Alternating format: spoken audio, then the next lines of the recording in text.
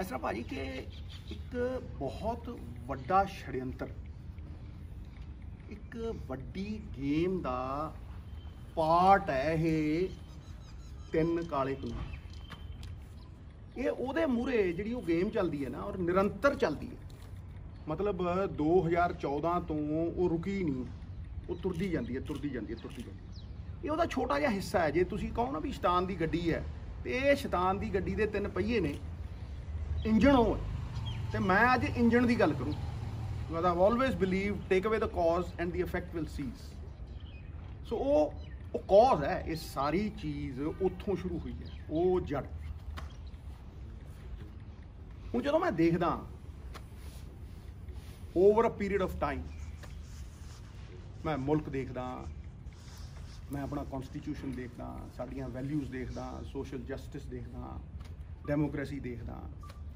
मुल्कां नूं बनन नूं, संविधान नूं बनन नूं टाइम लगदे है, फिर एवोल्यूशन हुंदी है, मुल्क तरक्की करदे करदे डिग्गण नूं एक पल लगदा। देख लो अमरीका कित्थे आ गया एक दिन च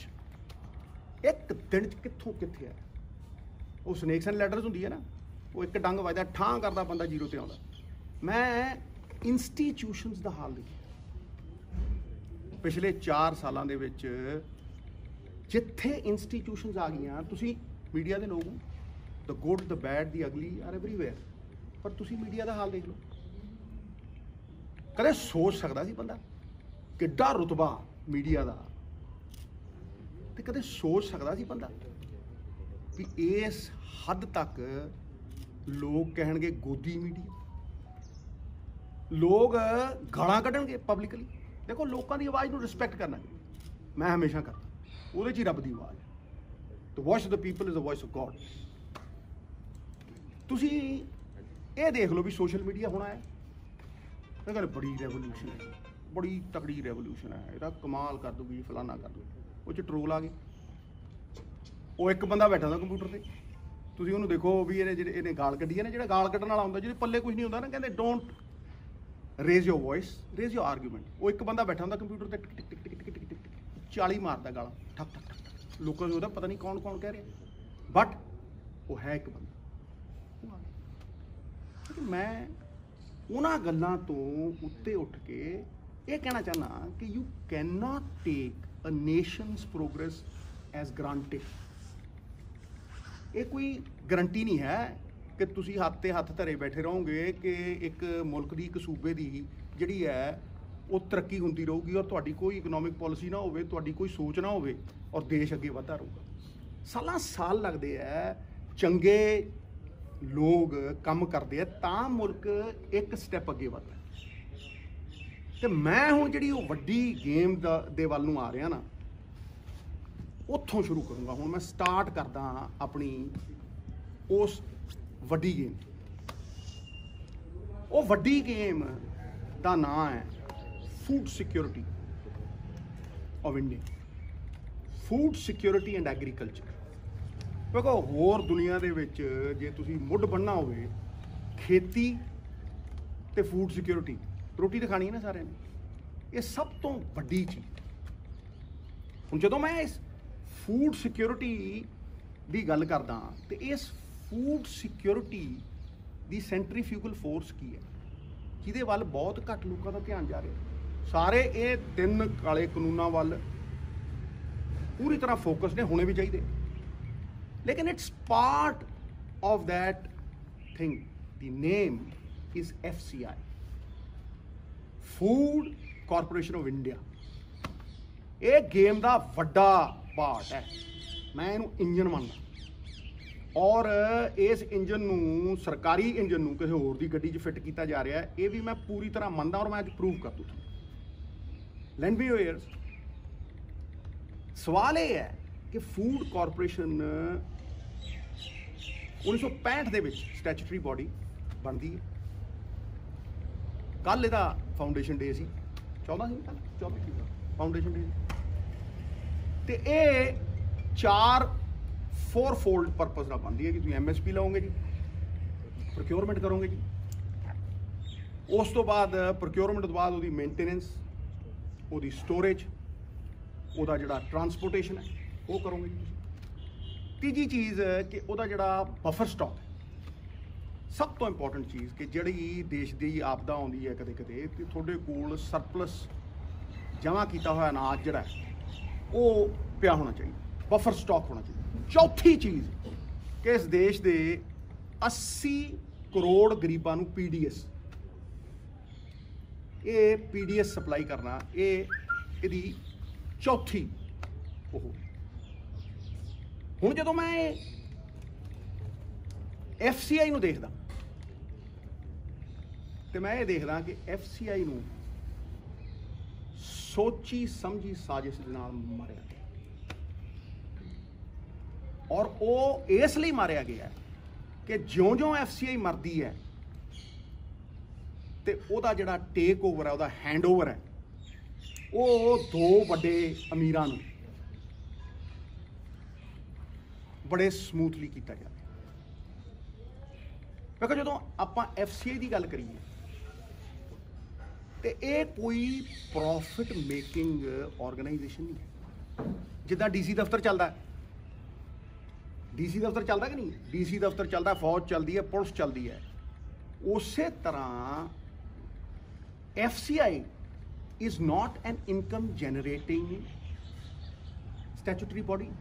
ਇਹ ਤੇ ਵੈਲਫੇਅਰ ਸਟੇਟ ਦੇ ਵਿੱਚ ਕਿਸਾਨ ਦੀ ਲਾਈਫ ਲਾਈਨ ਹੈ। ਇਹ ਅਗਰ ਤੁਸੀਂ ਦੇਖੋ ਓਵਰਆਲ ਗਰੀਬ ਬੰਦਿਆਂ ਦੀ ਲਾਈਫ ਲਾਈਨ ਹੈ ਜਿਨ੍ਹਾਂ ਨੂੰ PDS ਮਿਲਦਾ। ਇਹਨੂੰ ਕਿਸ ਤਰ੍ਹਾਂ ਮਾਰਿਆ ਗਿਆ, ਮੈਂ ਉੱਥੇ ਆਉਣਾ ਸਭ ਤੋਂ ਪਹਿਲਾਂ, ਕਿਉਂਕਿ ਇਹਦਾ ਆਪਦਾ ਕੋਈ ਕੈਸ਼ ਫਲੋ ਨਹੀਂ, ਕਿਉਂਕਿ ਇਹਦੀ ਆਪਦੀ ਕੋਈ ਇਨਕਮ ਨਹੀਂ, ਇਹ ਸਰਕਾਰ ਦੀ ਗ੍ਰਾਂਟ ਦੇ ਨਾਲ ਚੱਲਦੀ, ਇਹ ਸਰਕਾਰ ਦੀ ਮਦਦ ਦੇ ਨਾਲ ਚੱਲਦੀ ਹੈ, ਸਰਕਾਰ ਦੀ ਫੰਡਿੰਗ ਦੇ ਨਾਲ ਚੱਲਦੀ ਹੈ। ਹੁਣ ਸਰਕਾਰ ਪਹਿਲਾਂ ਸਰਦਾਰ ਮਨਮੋਹਨ ਸਿੰਘ ਵਾਲੀ ਵੀ ਸੀ, ਉਦੋਂ ਜਦੋਂ ਸਰਕਾਰ ਗ੍ਰਾਂਟ ਦਿੰਦੀ ਸੀ ਜਾਂ ਇਹਨੂੰ ਪੈਸੇ ਦਿੰਦੀ ਸੀ ਤੇ ਜਿੰਨੇ ਉਹ ਐਲੋਕੇਟ ਕਰਦੀ ਸੀ, ਜੋ ਐਲੋਕੇਸ਼ਨ ਹੁੰਦੀ ਸੀ ਬਜਟ 'ਚ ਐਲੋਕੇਸ਼ਨ ਕਰਦੇ ਸੀ, ਉਹਦੇ ਨਾਲੋਂ ਵੱਧ ਖਰਚਦੇ ਸੀ।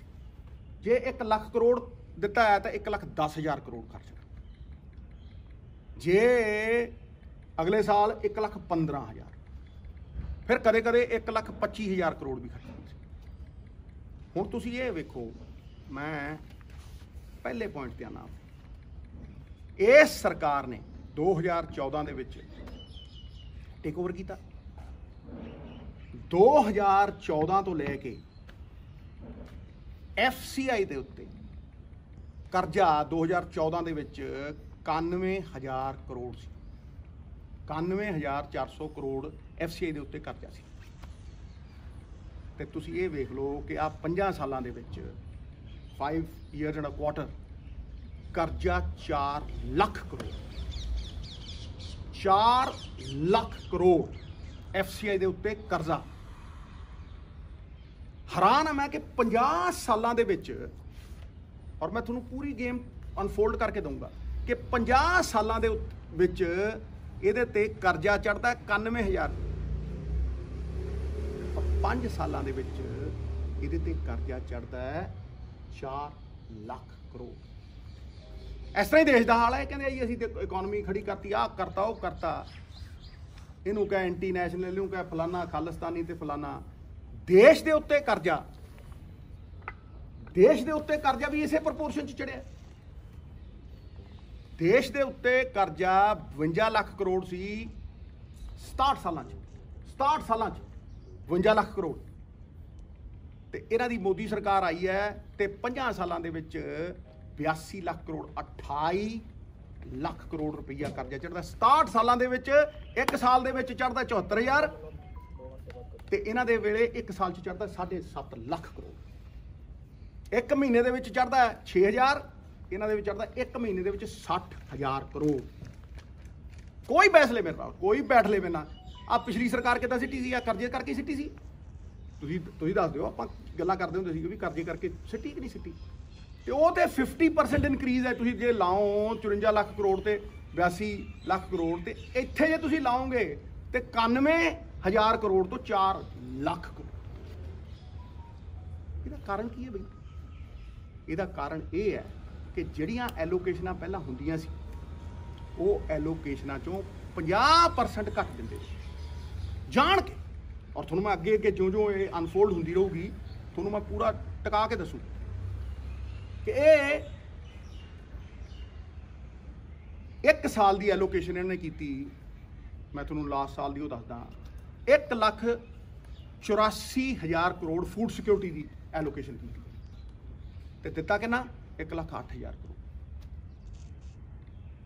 ਘਟਦੇ ਉਹਨੂੰ ਇਹਨਾਂ ਨੇ ਕਦੇ ਜੋ ਦਿੱਤਾ ਉਦੋਂ 20% ਘਟਾਤਾ, ਜਿਹੜੀ ਚੀਜ਼ ਦਿੱਤੀ ਵੀ ਹੈ ਉਹਦੇ ਚੋਂ ਵੀ ਖਰਚਣ ਨਹੀਂ ਦਿੱਤਾ। ਕਦੇ 80% ਖਰਚਣ ਦਿੱਤਾ, ਕਦੇ 70% ਖਰਚਣ ਦਿੱਤਾ, ਕਦੇ 60% ਖਰਚਣ ਦਿੱਤਾ। ਹੁਣ ਜਦੋਂ ਉਹਦੀ ਕੋਈ ਕੈਸ਼ ਫਲੋ ਨਹੀਂ, ਉਹਦੀ ਕੋਈ ਆਪਦੀ ਇਨਕਮ ਹੀ ਨਹੀਂ, ਉਹ ਕੈਸ਼ ਫਲੋ ਤੇ ਡਿਪੈਂਡੈਂਟ ਹੈ ਸਰਕਾਰ ਤੋਂ, ਤੇ ਉਹਨੇ ਬਰਬਾਦ ਹੋਣਾ ਹੀ ਹੈ, ਉਹਨੇ ਡਿੱਗਣਾ ਹੀ ਹੈ।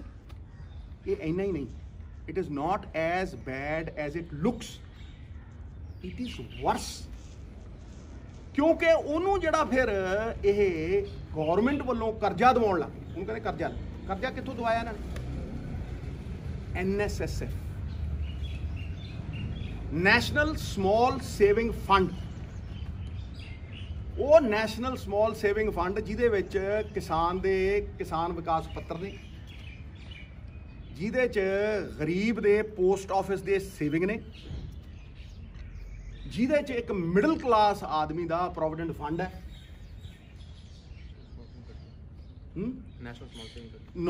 ਨੈਸ਼ਨਲ ਸਮਾਲ ਸੇਵਿੰਗ ਸਰਟੀਫਿਕੇਟਸ ਨੇ, ਜਿਹੜਾ ਗਰੀਬ ਵਿਚਾਰਾ ਮਜ਼ਦੂਰ ਹੈ ਉਹਦਾ ਨੈਸ਼ਨਲ ਸਮਾਲ ਸੇਵਿੰਗ ਸਰਟੀਫਿਕੇਟ। ਹੁਣ ਤੁਸੀਂ ਮੈਨੂੰ ਇਹ ਦੱਸੋ ਕਿ ਇੱਕ ਗਰੀਬ ਬੰਦੇ ਦੀ ਸੇਵਿੰਗ ਨੂੰ ਦਾਅ ਤੇ ਲਾ ਦੇਣਾ ਔਰ ਇਸ ਕਦਰ ਲਾ ਦੇਣਾ, 500% ਕਰਜ਼ਾ ਦੇਣ ਦੀ ਕੈਪੈਸਿਟੀ NSSF ਦੀ ਵੱਧ ਗਈ। ਜਦੋਂ ਇਹ ਸਟੇਟਾਂ ਨੂੰ ਦਿੱਤਾ ਜਾਂਦਾ ਸੀ ਪਹਿਲਾਂ, ਔਰ ਫਿਰ ਇੱਕ ਸਰਕਾਰੀ ਇੰਸਟਰੂਮੈਂਟ ਹੈ ways and advances, correct, ways and ਐਡਵਾਂਸਿਸ।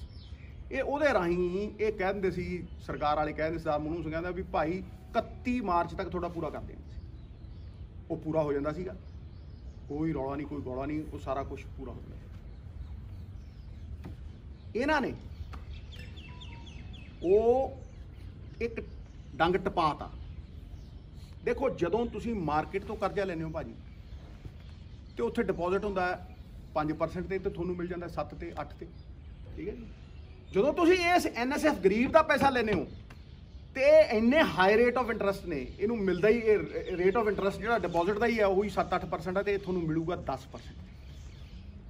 ਜਿੰਨੇ ਸਟੇਟ ਨੇ, ਪੰਜਾਬ, ਦੂਜਾ, ਇਹ ਫਾਈਨੈਂਸ਼ੀਅਲ ਕਮਿਸ਼ਨ ਆਫ ਇੰਡੀਆ ਜਿਹੜਾ ਫਾਈਨੈਂਸ ਮਿਨਿਸਟਰੀ ਤੋਂ ਉੱਚਾ ਦਰਜਾ ਜਿਹਦਾ, ਉਹਨੇ ਕਿਹਾ ਸਟੇਟਾਂ ਨੂੰ ਵੀ ਤੁਸੀਂ ਸਾਡੇ ਤੋਂ ਕਰਜ਼ਾ ਨਾ ਲਓ, ਤੁਸੀਂ ਬਿਲਕੁਲ ਮਤਲਬ 3% ਇੰਟਰਸਟ ਜ਼ਿਆਦਾ ਪੇ ਕਰ ਰਹੇ ਹੋ, ਔਰ ਇਹ NSSF ਤੋਂ ਬਿਲਕੁਲ ਕਰਜ਼ਾ ਨਹੀਂ ਲੈਣਾ।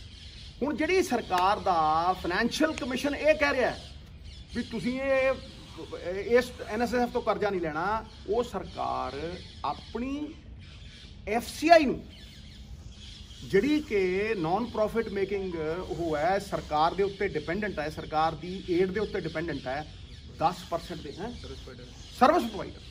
ਬਿਲਕੁਲ ਆਹ ਗੱਲ ਜਿਹੜੀ ਹੈ, ਸਰਵਿਸ ਪ੍ਰੋਵਾਈਡਰ ਹੈ। DC ਆਫਿਸ ਸਰਵਿਸ ਪ੍ਰੋਵਾਈਡਰ ਹੈ, ਠੀਕ ਹੈ ਨਹੀਂ? ਪੁਲਿਸ ਵਾਲੇ ਸਰਵਿਸ ਪ੍ਰੋਵਾਈਡ ਕਰਦੇ, ਕੋਈ ਪ੍ਰੋਫਿਟ ਮੇਕਿੰਗ ਆਰਗੇਨਾਈਜੇਸ਼ਨ ਥੋੜਾ ਨਾ, it is a service provider. ਉਸ ਸਰਵਿਸ ਪ੍ਰੋਵਾਈਡਰ ਨੂੰ ਇਹਨਾਂ ਨੇ ਐ ਕਰਜ਼ਾ ਦਵਾ ਕੇ ਬਿਲਕੁਲ ਕੰਗਲੀ ਕਰ। ਹੁਣ ਆਪਾਂ ਇਸ ਤੋਂ ਇੱਕ ਸਟੈਪ ਅੱਗੇ ਆ, ਕਰੈਕਟ ਮੀ, ਜਿੱਥੇ मतलब आफ्टर द फाइनेंशियल जिमें लॉजिस्टिक्स ने टेक ओवर कराया अडानी ਨੂੰ, आई थिंक दैट इज ਉੱਥੇ ਆ ਰਿਹਾ। ਉਸ ਤੋਂ ਬਾਅਦ ਇਹਦੀ ਮੈਨੇਜਮੈਂਟ, ਇਹ ਮੁੰਡਾ ਕਰਦਾ ਫਰੰਗੀ ਆਦਮੀ ਹੈ, ਲੌਜਿਸਟਿਕਸ ਦੀ ਗੱਲ ਕਰਦਾ ਭਾਈ, ਉਹਦੀ ਮੈਨੇਜਮੈਂਟ ਹੈ ਜਿਹੜੀ ਪੰਜਾਬੀਆਂ ਨੂੰ ਸਮਝਾਉਣਾ, ਮੈਨੇਜਮੈਂਟ ਉਹਨੂੰ ਭਾਈ, ਉਹਦੀ ਐਡਮਿਨਿਸਟ੍ਰੇਸ਼ਨ, ਉਹਨੂੰ ਕਿੱਦਾਂ ਚਲਾਉਣਾ ਹੈ, ਕਿੱਦਾਂ ਨਹੀਂ ਚਲਾਉਣਾ, ਇਹ ਕਿੱਦਾਂ ਟੇਕ ਓਵਰ ਕਰਾਈ ਦੇ। ਅਡਾਨੀ ਨੂੰ, ਅਡਾਨੀ ਦੇ ਸਾਈਲੋ ਜਿਹੜੇ ਨੇ, ਤੁਸੀਂ ਦੇਖੋ ਪੰਜਾਬ, ਹਰਿਆਣਾ, ਵੈਸਟ ਬੰਗਾਲ, ਮਹਾਰਾਸ਼ਟਰਾ, ਤਾਮਿਲਨਾਡੂ, ਕਰਨਾਟਕਾ, ਤੁਸੀਂ ਇਹ ਦੇਖ ਲਓ ਕਿ ਕਰੀਬ 8.5 lakh crore metric ton 8.5 lakh metric ton ਦੇ ਇਹਦੇ ਕੋਲ ਸਾਈਲੋ 8.5 ਲੱਖ ਮੀਟ੍ਰਿਕ ਟਨ। ਉਹਨਾਂ ਨੂੰ ਇਹਨੇ ਇਹ ਕਿਹਾ ਕਿ ਇਹ ਜਿਹੜੇ ਸਾਈਲੋ ਨੇ, ਜਿਹੜੇ ਅਡਾਨੀ ਦੇ ਸਾਈਲੋ ਨੇ, ਇਹਨਾਂ ਨੂੰ ਇੱਕ ਐਸੀ ਇਹਨਾਂ ਨੇ ਅਮੈਨਿਟੀ ਦਿੱਤੀ, ਇੱਕ ਐਸੀ ਫੈਸਿਲਿਟੀ ਦਿੱਤੀ, 30 ਸਾਲ ਦੇ ਇਹਨਾਂ ਨਾਲ ਕੰਟਰੈਕਟ ਕੀਤੇ। 30 ਸਾਲ ਦੇਖੋ ਤੁਸੀਂ ਕਿ ਕਿੱਥੇ ਤੱਕ ਗਏ ਇਹ। 30 ਸਾਲ ਦੇ ਇਹਨਾਂ ਨੂੰ ਕੰਟਰੈਕਟ ਦਿੱਤੇ, ਰੇਲਾਂ ਦਿੱਤੀਆਂ, 7 ਰੇਲ ਲਾਈਨਾਂ ਦਿੱਤੀਆਂ, 28 ਇਨਫਰਾਸਟ੍ਰਕਚਰ ਪੂਰੇ ਦੇਸ਼ ਦੇ ਵਿੱਚ ਇਹਨਾਂ ਨੂੰ ਦਿੱਤੇ। ਸਭ ਤੋਂ ਵੱਡੀ ਗੱਲ ਕਿ ਜੇ ਤੂੰ 5% ਸੇਵ ਕਰੇਗਾ, 5% ਆਪਣੇ ਸਾਈਲੋ ਦੇ ਵਿੱਚ ਅਨਾਜ ਰੱਖੇਗਾ, ਤੈਨੂੰ 100% ਦੇਵਾਂਗੇ। ਪੈਸਾ ਤੈਨੂੰ 100% ਦਾ ਦੇਵਾਂਗੇ। ਤੇ ਜੋ ਮਹਿੰਗਾਈ ਹੋਊਗੀ, ਜਦੋਂ ਮਹਿੰਗਾਈ ਹੋਊ, ਮਹਿੰਗਾਈ ਵਧੂਗੀ, ਮਹਿੰਗਾਈ ਦੇ ਨਾਲ ਰੇਟ ਆਫ ਇਨਫਲੇਸ਼ਨ ਦੇ ਨਾਲ ਤੇਰਾ ਰੇਟ ਵਧਾਵਾਂਗੇ। ਵੇਖੋ ਕਿ 5% ਤੂੰ ਸਟੋਰ ਕਰੇਗਾ, ਤੈਨੂੰ ਪੈਸੇ ਮਿਲਣਗੇ 100% ਸਟੋਰੇਜ ਦੇ। ਮਤਲਬ maximum support price, maximum support. ਵੀ ਭਾਈ ਤੇਰੀ ਸਟੋਰੇਜ 100% ਹੈ, ਤੂੰ 5% ਸਟੋਰ ਕਰ ਰਿਹਾ, ਤੈਨੂੰ ਅਸੀਂ 100 ਦਾ ਪੈਸਾ ਦੇਵਾਂਗੇ। ਬੜੀਆਂ ਥਾਵਾਂ ਤੇ ਬਿਜਲੀ ਵਾਲੇ ਵੀ ਕਰਦੇ ਆ, ਤੁਹਾਨੂੰ ਪਤਾ, ਤੁਸੀਂ ਸਿਆਣੇ, ਠੀਕ ਹੈ ਨਹੀਂ। ਤੇ ਕਿਸਾਨ ਨੂੰ ਕਹਿੰਦੇ ਤੈਨੂੰ ਮਿਨੀਮਮ ਸਪੋਰਟ ਪ੍ਰਾਈਸ।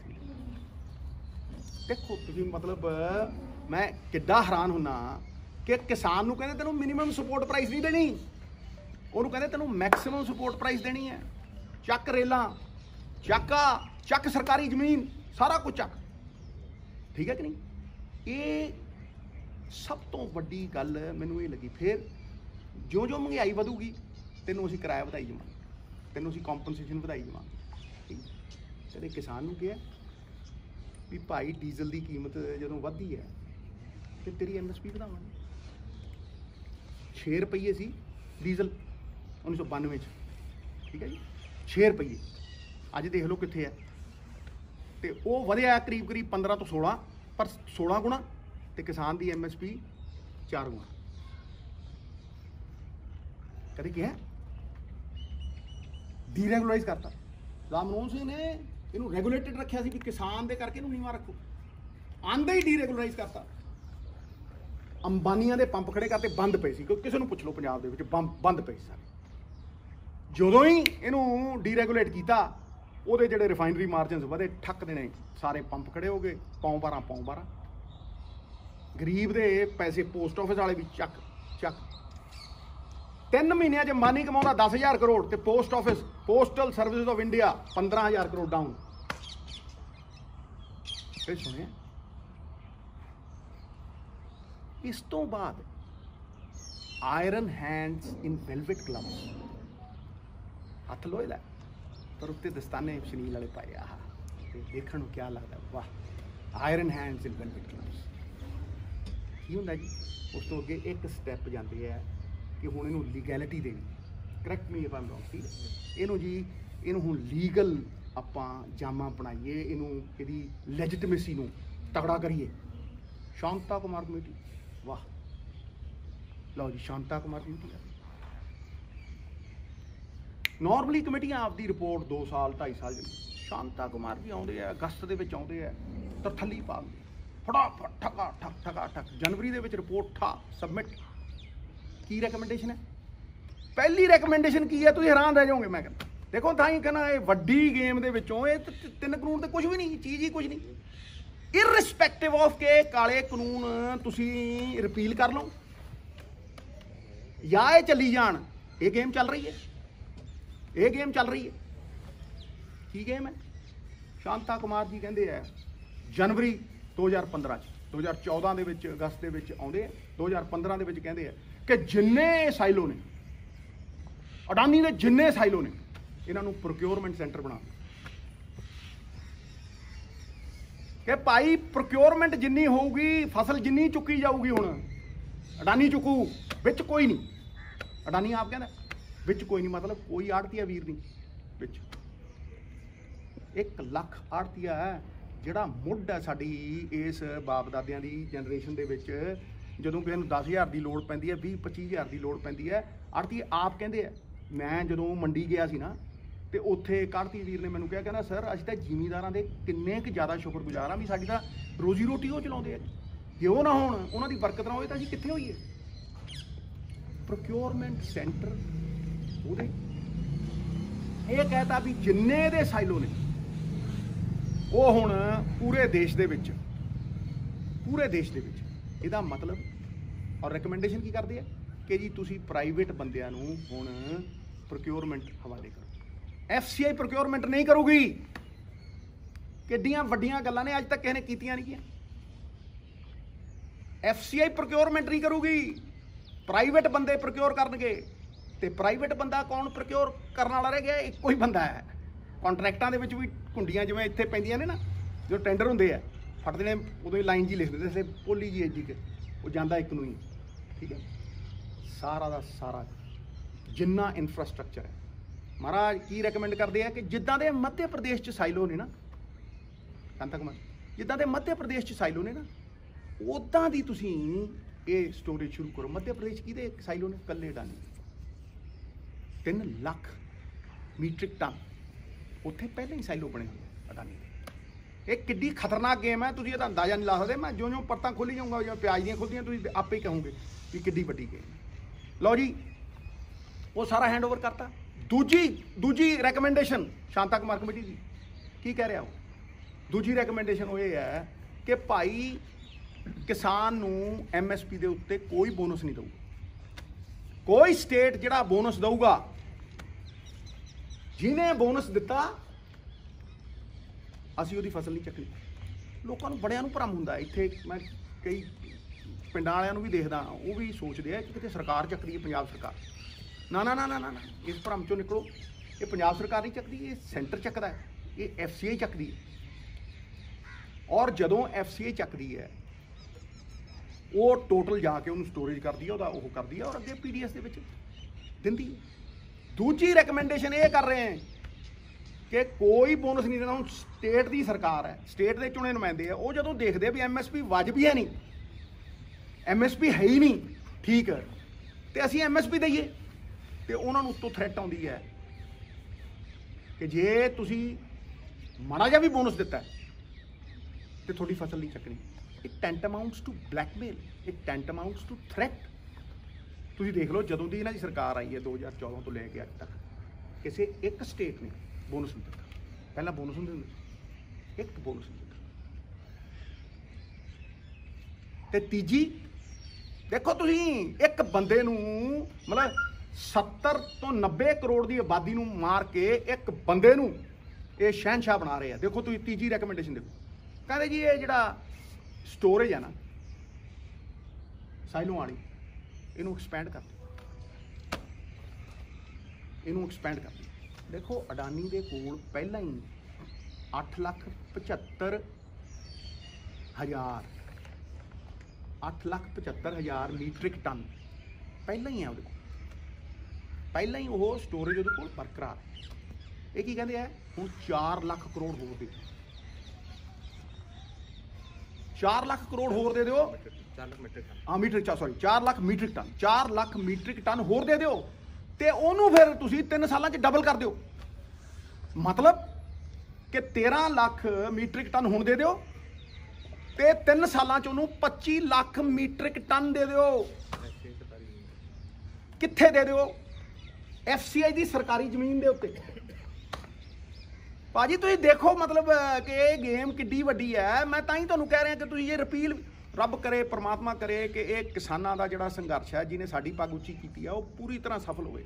ਮੈਂ ਕਹਿੰਦਾ ਉਹ ਸਫਲ ਹੋਵੇ ਜਾਂ ਨਾ ਹੋਵੇ, ਇਹ ਗੇਮ ਚੱਲ ਰਹੀ ਹੈ। ਔਰ ਇਹ ਗੇਮ ਇਹੋ ਜਿਹੀ ਥਾਂ ਤੇ ਲਿਆ ਕੇ ਖੜੇ ਕਰਨਗੇ, ਮੁਹਤਾਜ ਬਣਾ ਦੇਣਗੇ, ਖਤਮ ਕਰ ਦੇਣ, ਗੁਲਾਮ ਬਣਾ ਦੇਣਗੇ।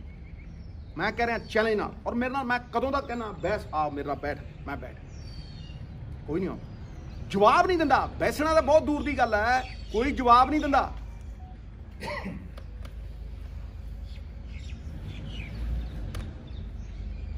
ਤੀਸਰੀ ਰეკਮੈਂਡੇਸ਼ਨ ਇਹ 25 ਲੱਖ ਮੀਟ੍ਰਿਕ ਟਨ ਦਾ ਇਹਨੂੰ ਹੈਂਡਓਵਰ ਦੇ।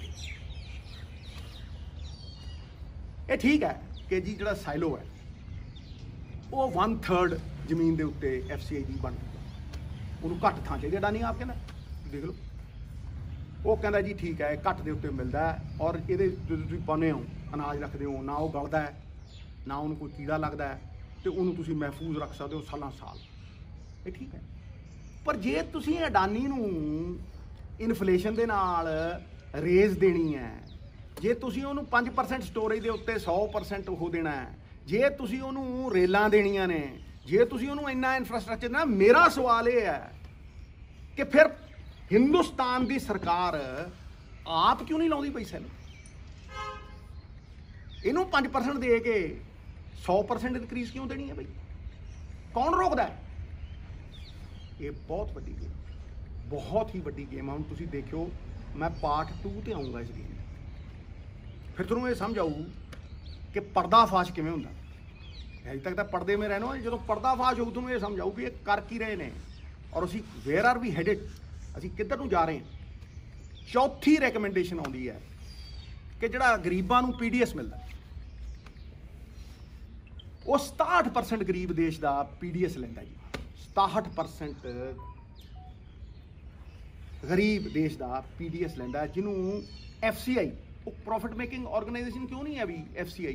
ਕਿਉਂਕਿ ਉਹ 20 ਰੁਪਏ 'ਚ ਲੈਂਦੀ ਹੈ ਤੇ 3 ਰੁਪਏ 'ਚ ਦਿੰਦੀ ਹੈ। ਨਾ ਰਾਈਟ? 20 ਰੁਪਏ 'ਚ ਲੈਂਦੀ ਹੈ ਤੇ 3 ਰੁਪਏ 'ਚ ਅੱਗੇ ਦਿੰਦੀ ਹੈ। ਇਸ ਕਰਕੇ ਉਹ ਪ੍ਰੋਫਿਟ ਮੇਕਿੰਗ ਆਰਗੇਨਾਈਜੇਸ਼ਨ ਕਿੱਦਾਂ ਹੋ ਸਕਦੀ ਹੈ ਭਾਈ? ਠੀਕ ਹੈ।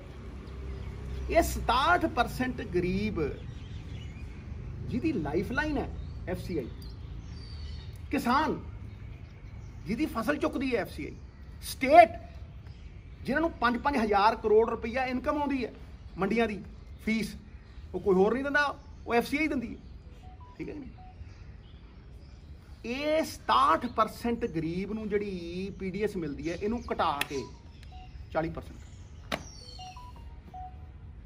ਦੇਖੋ ਉਹ ਭਾਈ, ਤੁਸੀਂ 2011 ਦੇ ਵਿੱਚ ਸਰਵੇ ਕੀਤਾ ਹੈ, ਤੁਹਾਨੂੰ ਇਹੀ ਨਹੀਂ ਪਤਾ ਕਿ ਲੋੜਵੰਦ ਕੌਣ ਹੈ। ਤੁਹਾਡਾ ਕੋਈ ਸਰਵੇ ਹੀ ਨਹੀਂ ਹੋਇਆ 2011 ਤੋਂ। ਤੇ ਜੇ ਮੈਂ ਪਾਪੂਲੇਸ਼ਨ ਨੂੰ ਵੱਧਦੀ ਨੂੰ ਦੇਖਾਂ, 137 ਕਰੋੜ ਹੋ ਗਈ, 137 ਕਰੋੜ।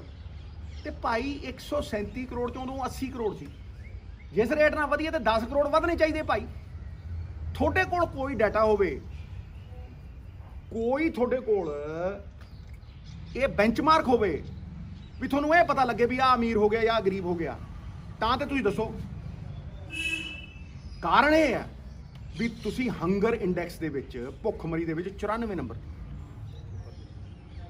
107 ਦੇਸ਼ਾਂ ਦੇ ਵਿੱਚ 94 ਨੰਬਰ। ਇਸ ਕਰਕੇ ਗਰੀਬੀ ਤਾਂ ਘਟਾਈ ਨਹੀਂ ਗਈ, ਗਰੀਬ ਦਾ ਤਾਂ ਭਲਾ ਕੀਤਾ ਨਹੀਂ ਗਿਆ, ਨੰਬਰ ਹੀ ਚੱਕ ਦਿਓ। 27% ਸਿੱਧੇ ਥੱਲੇ ਮਾਰੋ ਠਾ, 67% ਤੋਂ ਸਿੱਧਾ ਲਿਆ ਕੇ ਖੜਾ ਦਿਓ 40% ਤੇ। ਸੋਚ ਕੇ ਦੇਖੋ, ਲਾਹਨਤ ਹੈ। ਇੰਨਾ ਉਹ ਹਉਮਾ, ਇੰਨਾ ਹੰਕਾਰ, ਇੰਨਾ ਗਰੀਬ ਦੀ ਅਣਦੇਖੀ, ਇੰਨਾ ਪਕਸ਼ਪਾਤ। ਨਾ ਮੇਰਾ ਖੂਨ ਖੋਲਦਾ ਹੈ। ਅੱਗੇ ਆਓ, ਹੁਣ ਇਹ ਚੌਥੀ ਰეკਮੈਂਡੇਸ਼ਨ ਹੋ ਗਈ। ਹੁਣ ਮੈਂ ਪਾਰਟ 2 ਖੋਲਦਾ ਪੂਰਾ। ਪਾਰਟ 2 ਮੈਂ ਪੂਰਾ ਇਹਨੂੰ ਐ ਟਕਾ ਕੇ ਖੋਲਦਾ। ਹੁਣ ਜਦੋਂ ਇਹ ਸਾਰਾ ਕੁਝ ਹੋ ਗਿਆ, ਅਸਲ ਗੁੱਝੀ ਗੇਮ ਜਿਹੜੀ ਹੈ, ਅਸਲ ਹਿਡਨ ਏਜੰਡਾ ਕੀ ਹੈ ਕਿ ਇਹ ਜਦੋਂ ਤੁਸੀਂ ਇਹ ਸਾਰਾ ਕੁਝ ਕਰ ਰਹੇ ਹੋ ਤੇ ਇਕਨੋਮਿਕ ਸਰਵੇ ਦੇ ਵਿੱਚ 2016-17 ਇਕਨੋਮਿਕ ਸਰਵੇ ਵਿੱਚ ਇੱਕ ਆਰਟੀਕਲ ਛਾਪਦੇ ਆ ਜੇਤਲੀ ਸਾਹਿਬ, ਇਹ ਤਾਂ ਚਲੋ ਵੱਡੇ ਸੀ। ਉਹ ਆਰਟੀਕਲ ਛਾਪਦੇ ਆ ਵੀ ਅਸੀਂ ਜੀ ਰਸਤਾ ਲੱਭ ਰਹੇ ਹਾਂ ਵੀ ਅਸੀਂ ਡਾਇਰੈਕਟ ਪੈਸੇ ਟ੍ਰਾਂਸਫਰ ਕਰਾਵਾਂਗੇ, ਸਾਡੇ ਕੋਲ ਸਿਸਟਮਸ ਠੀਕ ਨਹੀਂ ਗਏ ਤੇ ਅਸੀਂ ਇਹ ਨਹੀਂ ਚਾਹੁੰਦੇ ਹੁਣ ਕਿ ਅਸੀਂ PDS ਦੇ ਵਿੱਚ ਅਨਾਜ ਦਈਏ, ਅਸੀਂ ਸਿੱਧੇ ਪੈਸੇ ਦਿਆਂ। ਉਹ ਸਿੱਧੇ ਪੈਸੇ ਦੇਣ ਦਾ ਜਿਹੜਾ ਭੂਮਿਕਾ ਹੈ ਉਹ ਇਲੈਕਟ੍ਰਿਸਿਟੀ ਅਮੈਂਡਮੈਂਟ ਬਿੱਲ ਚੱਲ ਦੇਖੀਏ ਤੁਸੀਂ। Electricity amendment bill Jan Dhan account ਦੇ ਵਿੱਚ ਪੈਣਗੇ। ਹੁਣ ਜਿਹੜੇ ਸਟੇਟ ਕੋਲ, ਪੰਜਾਬ ਵਰਗੇ ਕੋਲ ਕਰਜ਼ਾ ਹੀ ਮੁੜੀ ਜਾਂਦਾ ਹੈ, ਉਹ 10-12 ਹਜ਼ਾਰ ਕਰੋੜ ਰੁਪਈਆ ਕਿੱਦਾਂ ਪਾਊ ਗਰੀਬ ਦੀ? ਉਸ 'ਚ ਉਸੇ ਦਿਨ ਸਬਸਿਡੀਆਂ ਖਤਮ ਹੋ ਜਾਣਗੀਆਂ। ਠੀਕ ਹੈ ਜੀ। ਹੁਣ ਜਦੋਂ ਇਹ ਕਹਿੰਦੇ ਆ ਜੀ ਵੀ ਭਾਈ, ਬੰਦੇ ਨੂੰ ਬੜਾ ਲੱਗਦਾ ਯਾਰ ਕਮਾਲ ਦੀ ਗੱਲ ਹੈ, ਇਹ ਤਾਂ ਹੁਣ ਤਾਂ ਪੈਸੇ ਪਾਉਣਗੇ, ਹੁਣ ਤੇ ਪੈਸੇ ਪਾਉਣਗੇ। ਜਦੋਂ ਪੀਡੀਐਸ ਮੁੱਕਿਆ, ਜਦੋਂ ਪੀਡੀਐਸ ਮੁੱਕਿਆ, ਜਿਸ ਦਿਨ ਉਹ ਖਤਮ ਕੀਤਾ ਔਰ ਇਹਨਾਂ ਨੇ ਉਹ ਪੈਸੇ ਅਕਾਊਂਟਾਂ 'ਚ ਪਾਣੇ ਸ਼ੁਰੂ ਕੀਤੇ, ਫਾਇਦਾ ਕਿਹਨੂੰ? ਕਿਹਦੇ ਕੋਲ ਸਟੋਰੇਜ ਹੈ, ਕਿਹਦੇ ਕੋਲ ਮੇਨਟੇਨੈਂਸ ਹੈ, ਕਿਹਦੇ ਕੋਲ ਸਾਈਲੋ ਹੈ, ਕਿਹਦੇ ਕੋਲ ਪ੍ਰੋਕਿਉਰਮੈਂਟ ਸੈਂਟਰ ਕਿਹਦੇ ਕੋਲ ਨੇ, ਕਿਹਦੇ ਕੋਲ 25 ਲੱਖ ਮੀਟ੍ਰਿਕ ਟਨ ਦੀ ਸਟੋਰੇਜ ਹੈ? ਅਡਾਨੀ। ਹੁਣ ਦੂਜੀ ਚੀਜ਼ ਹੈ ਵੀ ਉਹ ਖਰੀਦੂ ਕਿੱਥੋਂ ਜਦੋਂ ਤੁਹਾਨੂੰ ਪੈਸੇ ਦੇਤੇ, ਭਾਈ ਮੇਰੇ ਅਕਾਊਂਟ 'ਚ ਪੈਸੇ ਪਾਤੇ, ਕਿ ਗਰੀਬ ਦੇ ਅਕਾਊਂਟ 'ਚ ਪੈਸੇ ਪਾਤੇ, ਉਹ ਖਰੀਦਣ ਕਿੱਥੇ ਜਾਊ? ਰਿਟੇਲ ਦੁਕਾਨ, ਰਿਟੇਲ ਤੇ ਰਿਟੇਲ ਕਿਹਦੇ ਕੋਲ ਹੈ? ਅੰਬਾਨੀ। ਵੇਖੋ ਤੁਸੀਂ ਗੇਮ ਕਿੱਡੀ ਵੱਡੀ ਹੈ ਕਿ ਤੁਸੀਂ ਇਹ 4 ਰეკਮੈਂਡੇਸ਼ਨਾਂ ਚੋਂ ਪਹਿਲੀਆਂ 3 ਲਓ, ਅਡਾਨੀ। ਭਾਈ ਸਟੋਰੇਜ ਉਹਦੇ ਕੋਲ, ਮੇਨਟੇਨੈਂਸ ਉਹਦੇ ਕੋਲ, ਲੌਜਿਸਟਿਕਸ ਉਹਦੇ ਕੋਲ, ਠੀਕ ਹੈ ਜੀ, ਪ੍ਰੋਕਿਉਰਮੈਂਟ ਸੈਂਟਰ ਉਹਦੇ ਕੋਲ, ਸਰਕਾਰੀ ਸਾਰਾ ਕੁਝ ਉਹਦੇ ਕੋਲ, ਸਰਕਾਰੀ ਜ਼ਮੀਨ ਉਹਦੇ ਕੋਲ। 5% ਸੇਵ ਕਰ ਭਾਈ, ਤੈਨੂੰ 100% ਦੇਵਾਂਗੇ, ਜਿਉਂ-ਜਿਉਂ ਤੇਰੀ ਉਹਦੀ ਪ੍ਰਾਈਸ ਵੱਧਦੀ ਜਾਊਗੀ ਤੈਨੂੰ ਉਹ ਦੇਵਾਂਗੇ, ਰੇਲਾਂ ਤੇਰੀਆਂ, ਸਾਰਾ ਕੁਝ ਤੇਰਾ।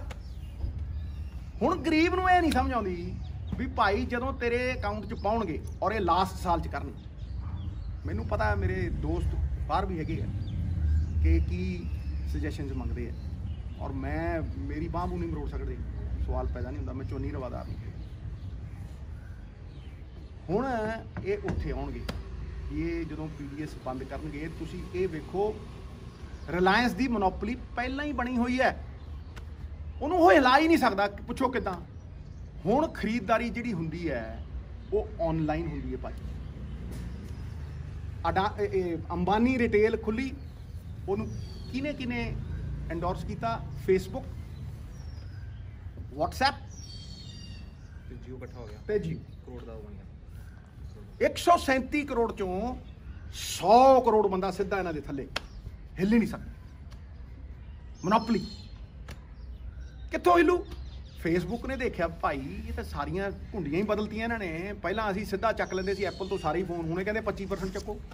ਮਹਾਰਾਜ ਗੋਡੀ ਟੇਕ ਦਿਓ, ਸਿੱਧਾ ਹੀ ਨਾਲ ਲੱਗ ਜਾਓ, ਰਲ ਮਿਲ ਕੇ ਪਾਰਟਨਰ। ਮਹਾਰਾਜ 3 ਬੰਦਿਆਂ ਦੇ ਕੋਲ ਪੂਰਾ ਦੇਸ਼ ਦਾ ਕੰਟਰੋਲ ਹੈ। 100 ਮੇਰੇ ਖਿਆਲ 5 ਕਰੋੜ ਲੋਕਾਂ ਦਾ ਸਿੱਧਾ ਆਨਲਾਈਨ, ਔਰ SBI ਨਾਲ ਡੀਲ ਕਰ ਲਈ। SBI ਦਾ ਵੀ 70% ਡਾਟਾ ਇਹਨਾਂ ਕੋਲ। ਆਨਲਾਈਨ ਕੋਈ ਖਰੀਦ ਨਹੀਂ ਸਕਦਾ ਅੰਬਾਨੀ ਤੋਂ ਪਾਸੇ ਹੋ। ਜੀਓ ਪੇਮੈਂਟ ਬੈਂਕ ਪਹਿਲਾਂ ਨਾ ਬੈਂਕ ਕਾਰਪੋਰੇਟ ਬੈਂਕ ਸਰਦਾਰ ਨੂੰ ਖੋਲ੍ਹਣ ਨਹੀਂ ਸੀ ਦਿੰਦਾ।